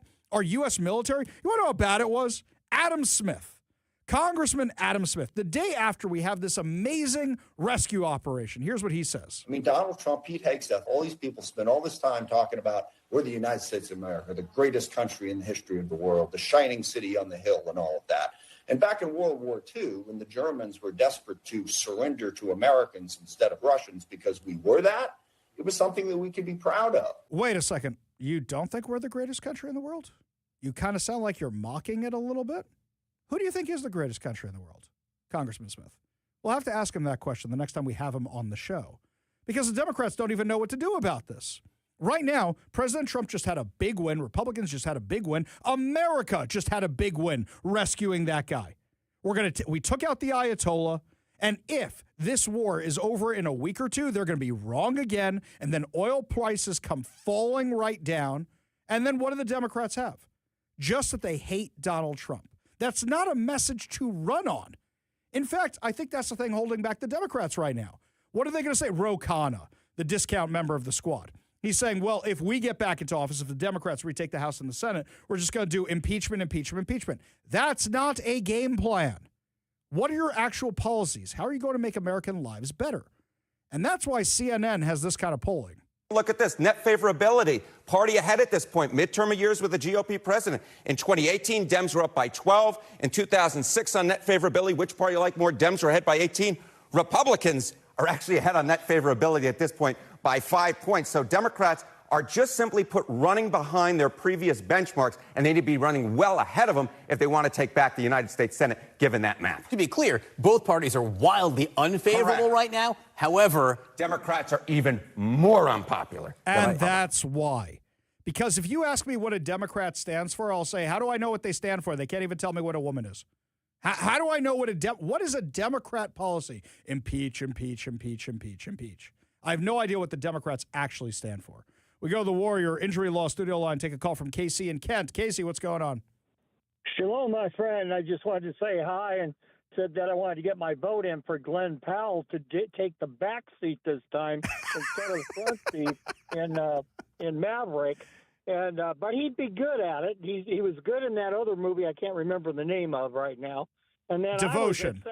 Devotion. I was at Devotion. Yes, thank you very much. You're welcome. Very good movie. Yeah. People, if you haven't seen the movie, see it. It's very good. Yeah. I was at SAC headquarters in '77, just after right during the point where Carter had taken over, and he was useless. And as we all know, he tried to attempt to get the hostages back, but that failed because they didn't have their pile together.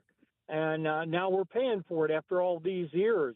But I was down there, and they were talking about all the crap that Iran was doing before they took the hostages that I cannot expound because it's still TS.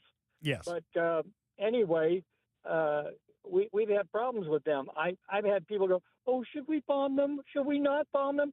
Bomb the crap out of them, try to stay away from the populace, and take out the leaders. And then I saw a guide today, which may be a couple of days old, of pictures of the leaders that have been taken out. The pictures that were shown did not show a lot of leaders taken out, but I counted them, and they were totally about the same amount that we have heard about, 16, 17? Yeah, well, think about this for a second, right? Why don't we attack North Korea? Right? You had all these people say, all these different presidents say for years that North Korea was an issue. Why didn't we attack North Korea, even though they are literally doing nuclear missile tests? Because they got their defenses to a point where now we're worried about them using the nuclear missiles. Now we're worried about them using them. So did we want to get to that place with Iran? That's what I say all the time. What was your red line with Iran when they already had the nuke, and then you go, oh, my God, they just nuked Jerusalem or Tel Aviv or Riyadh or New York City? What would have been the red line then? By then, it would have been too late, and Trump learned the lessons of the past. Casey, appreciate the call. Appreciate you being part of the show. You want to be part of the show, give us a call or a text at 206-421-5757. That's 206-421-5757. People think that Adam Smith won't be back on my show because of how mean to him I was this segment. You know, last time he came on the show, he asked to come on the show. And I think what he was worried about then was he was being so hard on Republicans, who normally he tries to be bipartisan when he can. Normally he sounds more moderate, more reasonable. Because he's running against Shama Sawant, the crazy Marxist communist from Seattle, he's trying to make himself sound that way. And that's not a message. And in fact, it loses people like me. It loses people like you. Let me ask you this. For those of you here in Seattle who are in our district, who are in the same district I am, who have a chance to vote for Adam Smith, it's him or Kashama Sawant, right? Would you still vote for him given all this shenanigans? Or are you just saying, you know what, I'm going to vote for nobody? I know you're not going to vote for Shama Sawant. I know you're not going to do that. But you're just saying, you know what, I'd rather roll the dice on Shama Sawant winning because I can't deal with a guy who's saying all this stuff just to get elected. Let me know what you think. Give us a call or a text at 206-421-5757. That's 206-421-5757. Up next, my friends, a Washington man is accused of killing an elderly woman, but I don't think that this man is actually from Washington.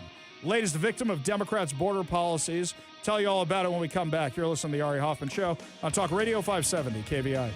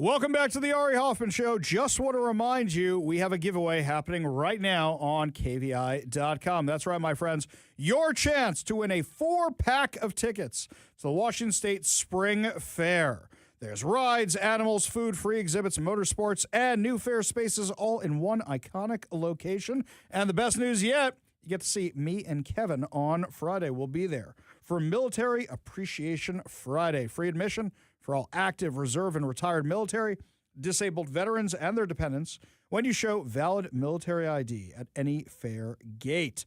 So the fair is going to be April 10th through 12th, my birthday, and April 17th through 19th. You get to see me and Kevin there this Friday for Military Appreciation Friday. We are going to be at the KVI booth in the morning so we can get here in time to do the show. That's right, my friends. We're going to be in 2 places that day. You can come see us at the fair, and then we'll be right back here for the show on Talk Radio 570 KVI. So if you want to enter to win tickets to the fair and do the Puyallup, head on over to KVI.com right now, and it's going to ask for a little bit of personal information. We keep it.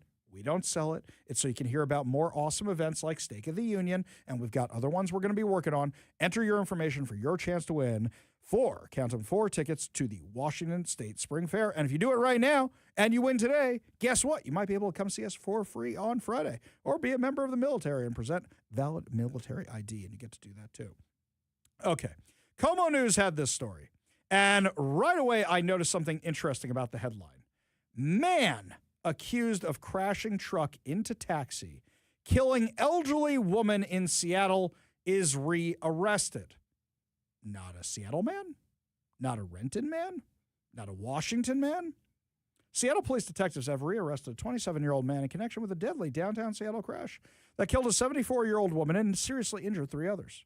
Detectives with the Traffic Collision Investigation Squad rearrested Abu Bakr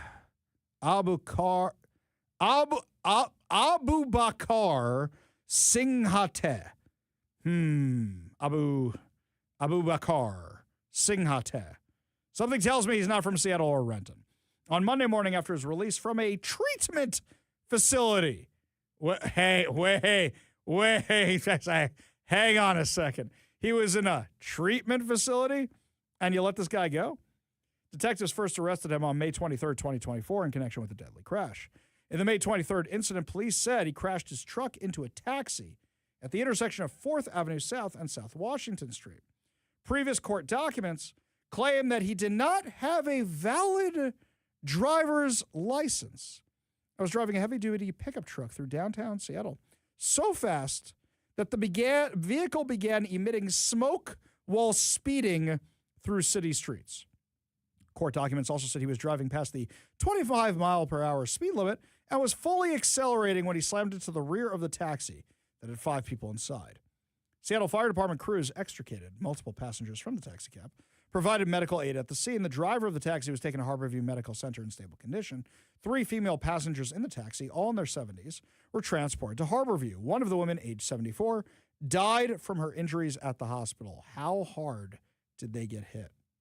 On May 28th, 2024, the King County Prosecuting Attorney's Office charged this guy, whose name I can't pronounce correctly, with vehicular homicide and 3 counts of vehicular assault. However, a court later found him incompetent to stand trial due to unspecified schizophrenia spectrum and other psychotic disorder, stating he did not have the capacity to understand legal proceedings. The case was dismissed, and he entered a treatment program. After he completed the treatment program in another city, prosecutors refiled the charges and detectives coordinated with the treatment facility and King County Prosecuting Attorney's Office to take him back into custody just this week. He has now been booked into the King County Jail. I have many, many questions about this case.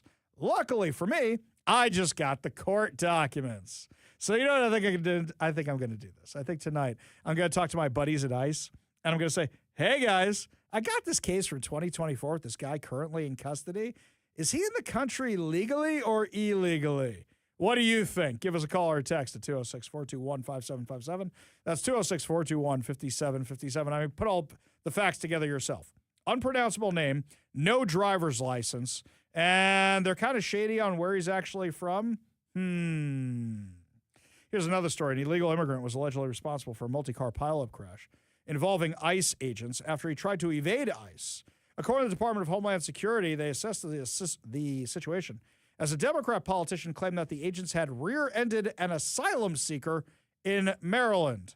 Oh, just an asylum seeker, not a guy who's fleeing from ICE. On Saturday, Senator Chris Van Hollen, right, he likes having margaritas with illegal aliens, who are, gang members and human traffickers, claimed that a man identified as Iver Alvarenga, described as an asylum seeker, was driving to work when he was rear-ended by ICE and suffered significant injuries to his head, chest, back, and hands. After the accident, he was detained, and ICE now refuses his attorneys to meet with him privately, a clear denial of due process. ICE tactics are endangering our communities and violating the Constitution. However, according to Fox News' Bill Malugin, he said a little bit different story about what happened. According to DHS, he's an illegal alien who entered the U.S. in 2014, has had a final deportation order in place since 2018. He was targeted by ICE agents in Baltimore, at which point he allegedly fled in his vehicle at high speeds. At one point, he slammed on his brakes, causing a multi-car pileup, then allegedly fled the scene on foot before being apprehended. 2 ICE agents were reportedly hospitalized as a result of the crash and are expected to recover. So, Acting Assistant Secretary Lauren Biss said the illegal alien broke our laws, resisted arrest, sent 2 ICE law enforcement officers to the hospital, endangered the general public. Thankfully, both our officers are expected to make a full recovery. This dangerous attempt to resist arrest comes after sanctuary politicians have encouraged illegal aliens to evade arrest by hosting webinars instructing illegal aliens how to avoid being caught. Oh, how I would love to see the video of these webinars. I want to see them. I want to see what they instruct them. Do they give them driving tips? Do they have them watch the Fast and Furious? Or do they do something else with them to tell them how to not get caught? That's insane. Democrats are literally helping criminals try to escape justice, and it's costing people their lives and sending our federal agents and law enforcement agents to the hospital. Absolutely insane. Up next, my friends, our friend Steve Gordon from Future 42 will be stopping by. Tell us how bad the corporate exodus is and what's happening to small businesses because of the Democrats' income tax. Tell you all about it up next. You're listening to the Ari Hoffman Show on Talk Radio 570 KVI.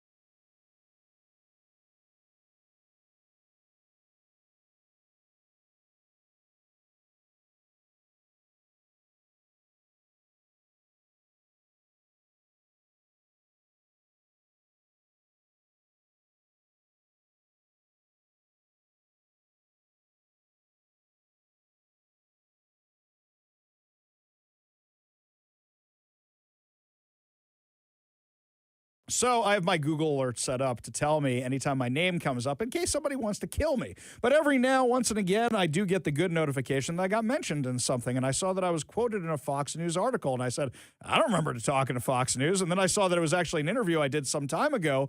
And that the focus of the piece was actually my friend Steve Gordon, who was talking about businesses fleeing Washington. And it was an absolutely great article. Everybody was sharing it over the weekend. Everybody was talking about it over the weekend. So I thought, who better to talk to about this article? My friend Steve Gordon. Steve, welcome back to the show. Ari, great to be here. I appreciated your appearance on the interview. It was a great backdrop from some undisclosed location in Seattle. But yeah I was interviewed kind of representing a section of the business community. So why don't you tell us what the crux of it was? Because I thought it was a great article, but I'd rather hear it from the horse's mouth. Well, it's kind of funny because they actually contacted me to come here and tell the story of creeping socialism across our country and the connections between New York Mayor Mondami and Seattle Mayor Katie Wilson. And in the middle of that, the state legislature dropped the income tax on our state. And so that became part of the focus. And so, there was several other business owners that are worried about the impact of that income tax, and that while they, label it or mislabel it as a millionaire's tax, it really is going to hurt the business community, family-owned businesses and family-owned farms disproportionately. And when they can't raise enough money there, it sets the stage to expand it to a broader-based income tax. So that's definitely part of the story that we're trying to tell, and was really the focus of that first installment. Yeah, and that's 100% spot on. I mean, let's just think about downtown Seattle for a second. When Amazon left, that means the barbers, the grocers, the mechanics, whoever was there who had the Amazonians as their customers, they took off and left also. So basically what this means is anybody who's left is going to be left holding the bag. So how do we fight back against this income tax? I know there's a lot of stuff going on right now. What can we do to push back against this? Well, I think the first thing is just educating folks and building up the narrative of truth around it. And that's why we started the IncomeTaxWashington.com website that's a part of our efforts with Future 42, just to get the truth out there, right? Because it's going to get framed as this, it's taxing the other guy, it's taxing those rotten millionaires, but it really is going to hurt businesses disproportionately in our communities. They can't just pick up and move like Howard Schultz infamously did on the day this passed. And so I think that's an important story to tell. And, there's a success ecostructure that builds up around businesses. I mean, businesses not only provide jobs, but with those jobs come benefits like healthcare and retirement and other things, and the services and vendors that rely upon those businesses. And then in the future, those founders start other businesses and they give to the philanthropies in our community. And so it's really a short-sighted policy to implement this thing the way they are. And that's the story we're really trying to tell. Gotcha. Yeah, I completely agree. And this seems like the kind of thing that the Democrats are going to have to repeal, but they may just stick to their guns and say, no, we're not repealing it. This was our crowning achievement of what we did with this. I mean, they're all applauding when they passed it. They were all applauding when Governor Bob Ferguson signed it. And meanwhile, anybody with half a brain is saying this is going to ruin Washington. You've lived here a lot longer than I have. How many times have people in Washington shot down income tax? What are we up to, 11 now? Yeah, 11 times, multiple court decisions. And, it's a part of the DNA here. And, the 10% of your next milli is probably not going to crush anyone in and of itself, but it's the idea behind it and the way it's implemented. And this has been a long march that was started, and we've got the evidence. And, Jamie Peterson infamously put an email that the capital gains was the nose under the proverbial tent to start the reversal of these, wrong-headed rulings by our Supreme Court that basically established firmly that your income is property, and because it's property, it has to be taxed at a uniform level. And that's, not what this tax does. But it's a crowning achievement of their agenda, and it's something that people should be aware of. That I don't think they're going to just rescind it or repeal it. I mean, this is a way for them to start up the conveyor belt forever of money going to their constituencies and the teachers union and the SEIU and all these other unions that feed the Democratic machine. Yeah, they can do that, but what's going to happen is there's going to be a lot less people to draw from that tax base. And you think Washington would have learned its lesson looking at places like New York, where you see this mass exodus since COVID, Los Angeles, California, where you see this mass exodus since COVID. And now that Washington's starting to see the same thing, I can't believe they are this short-sighted, but at the same time, it's not surprising to me at all. So, Steve, what do we do about the Supreme Court? Because right now, it looks like you got 5 of those seats up for election this time. What can we do about that? Well, again, I think that's part of the education campaign. I mean, a lot of folks have given up hope and say, well, just go to the Supreme Court and we know how they're going to rule. Well, not so fast, my friends.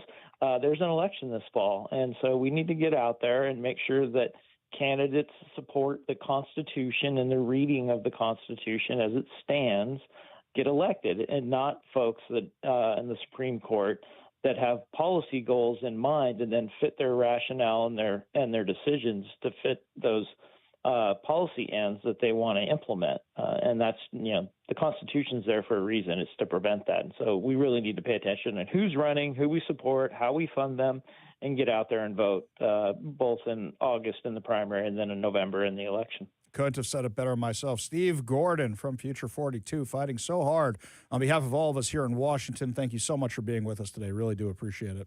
Thanks a lot, Ari. You're one of the truth tellers out there. We appreciate it, sir. Thanks, buddy. That means a lot. Only good news to wrap up the show. Your good news headlines put a smile on your face heading into your lovely evening commute. You're listening to the Ari Hoffman Show on Talk Radio 570 KVI.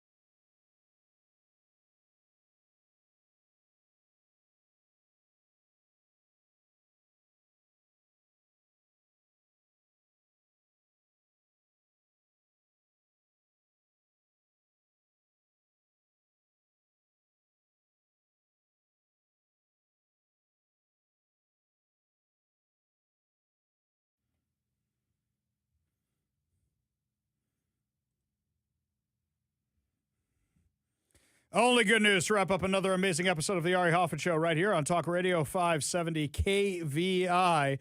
And today was the Easter egg hunt out at the White House because kids are on spring break right now. That's why they do it on a Monday. But they had President Trump out there with the kids, and some of the audio from it is really entertaining. What's going on with Easter egg hunt? Donald Trump, you're the best president. Thank you, honey. I agree.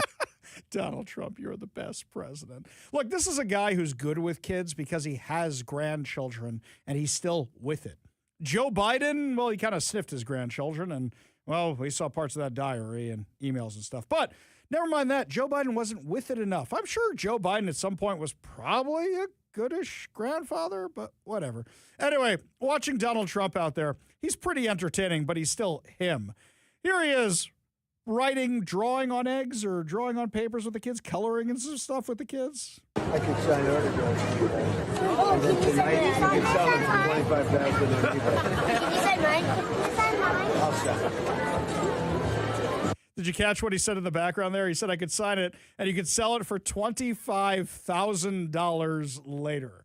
I mean, kind of funny. The kid's just like, I just want you to sign mine, Mr. President. I believe he said specifically on eBay. On you eBay. Could turn around and like. So maybe not that with it, because I don't know if you're selling that much stuff on eBay these days for the little children folk, but still quite adorable. Get him started early on the stuff that Zach does, right?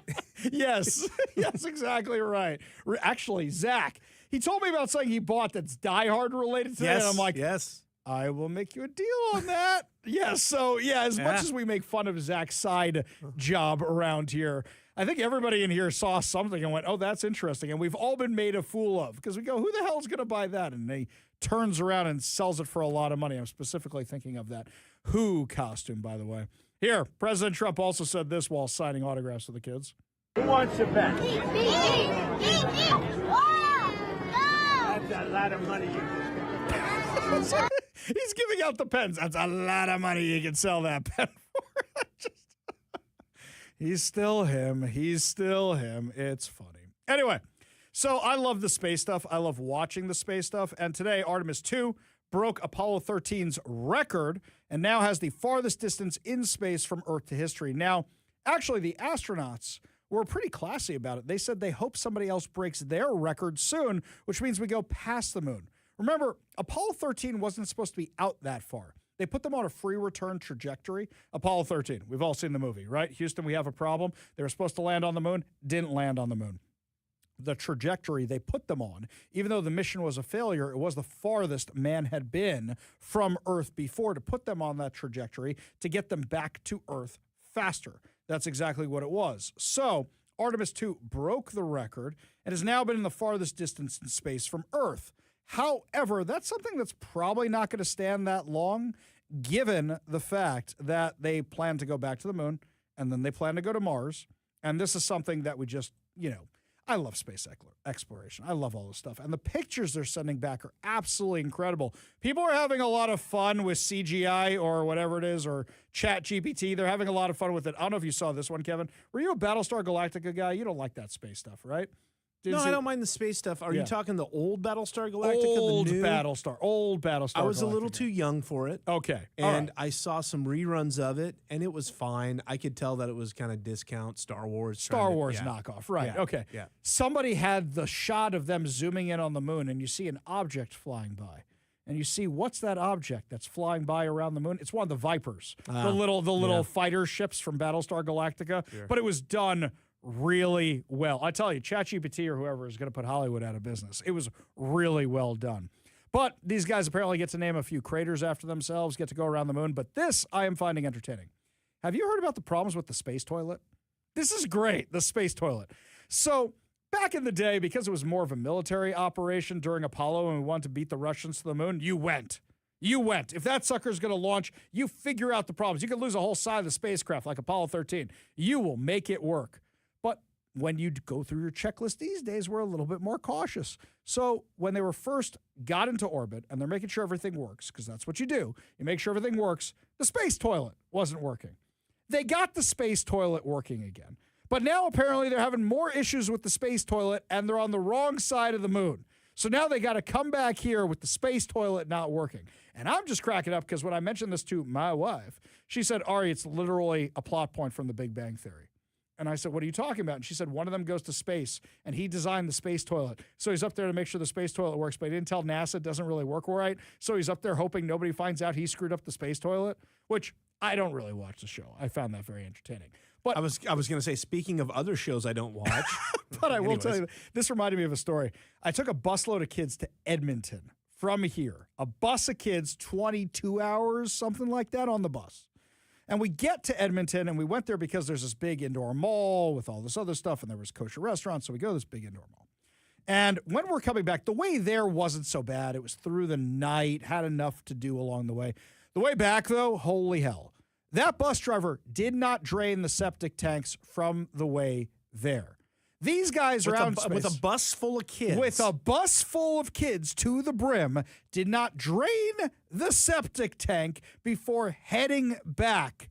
So you can imagine how bad that thing smelled. That is one of the various trials and tribulations. Here's another one for you. They eventually got another bus driver because, a bus driver's not going to drive for 24 hours, so they get multiple drivers. This one guy, I'm trying to get these kids to go to sleep just so I can stop dealing with them. They're teenagers. They got a lot of energy. They're crazy. They're losing their minds, right? He starts deciding he's giving us a tour of Canada, and there's nothing to see. So he's talking about every mountain, every tree, every farm, every field, every patch of grass. I've never wanted to kill a human being more in my life than that bus driver. Finally, I just went up to him. I'm like, dude, 24 hours there, 20 hours back, whatever it is, you got to stop talking. Please. I had reached the end of my limit. And I actually think this is why I don't like the movie Anchorman. I saw Anchorman for the first time on that bus. And I was in no mood to find anything funny because I had it with the children folk. It was just no more of that. Did they offer, movies, or did you get to choose? How does that? I didn't even know those buses have movies. Buses have movies, and were we at the VHS time or the DVD time? I think it was VHS time, and I brought DVDs because by then we had DVDs, and instead they just had the VHSs, and I'm like, what kind of junk is that? And the guy only had a choice of a few movies, so now I got to space out the movies over the trip, and one of the ones he had was Anchorman, and I'm like, I will leave this till the end, and I just had it. Absolutely had it with these children folk by the end of this trip. Yes. After that, I said, we're never going anywhere more than 10 hours away from home. And you know what happened on the very next trip? We got stuck in Snoqualmie Pass on a bus because it snowed, and we were stuck there for 14 hours. Yeah, me and buses. I don't do the buses. Almost getting killed by them on train tracks. I could write a book with just the bus stories of youth travel. So, suffice it to say, is that when you're on the other side of the moon and the bathrooms on your spaceship ain't working so well, that's got to be kind of bad because, basically it's like a giant suction cup. It just sucks it out of the spaceship and you just leave it there. Whoever finds it next. Not like it's going to get washed away by anything. So you're just flushing that stuff out into space or you farming it like Matt Damon did in The Martian. So I imagine your space toilet, I assume there's not a lot of storage space on your spaceship for that. And I got to assume it's smelling pretty bad too. I got to tell you, as someone who just got back from Japan a week ago, you need to... If they didn't make the toilets, you should have them make the toilets because the Japanese toilets over there are fantastic. Heated seats, heated bidets, all sorts of stuff. Yeah.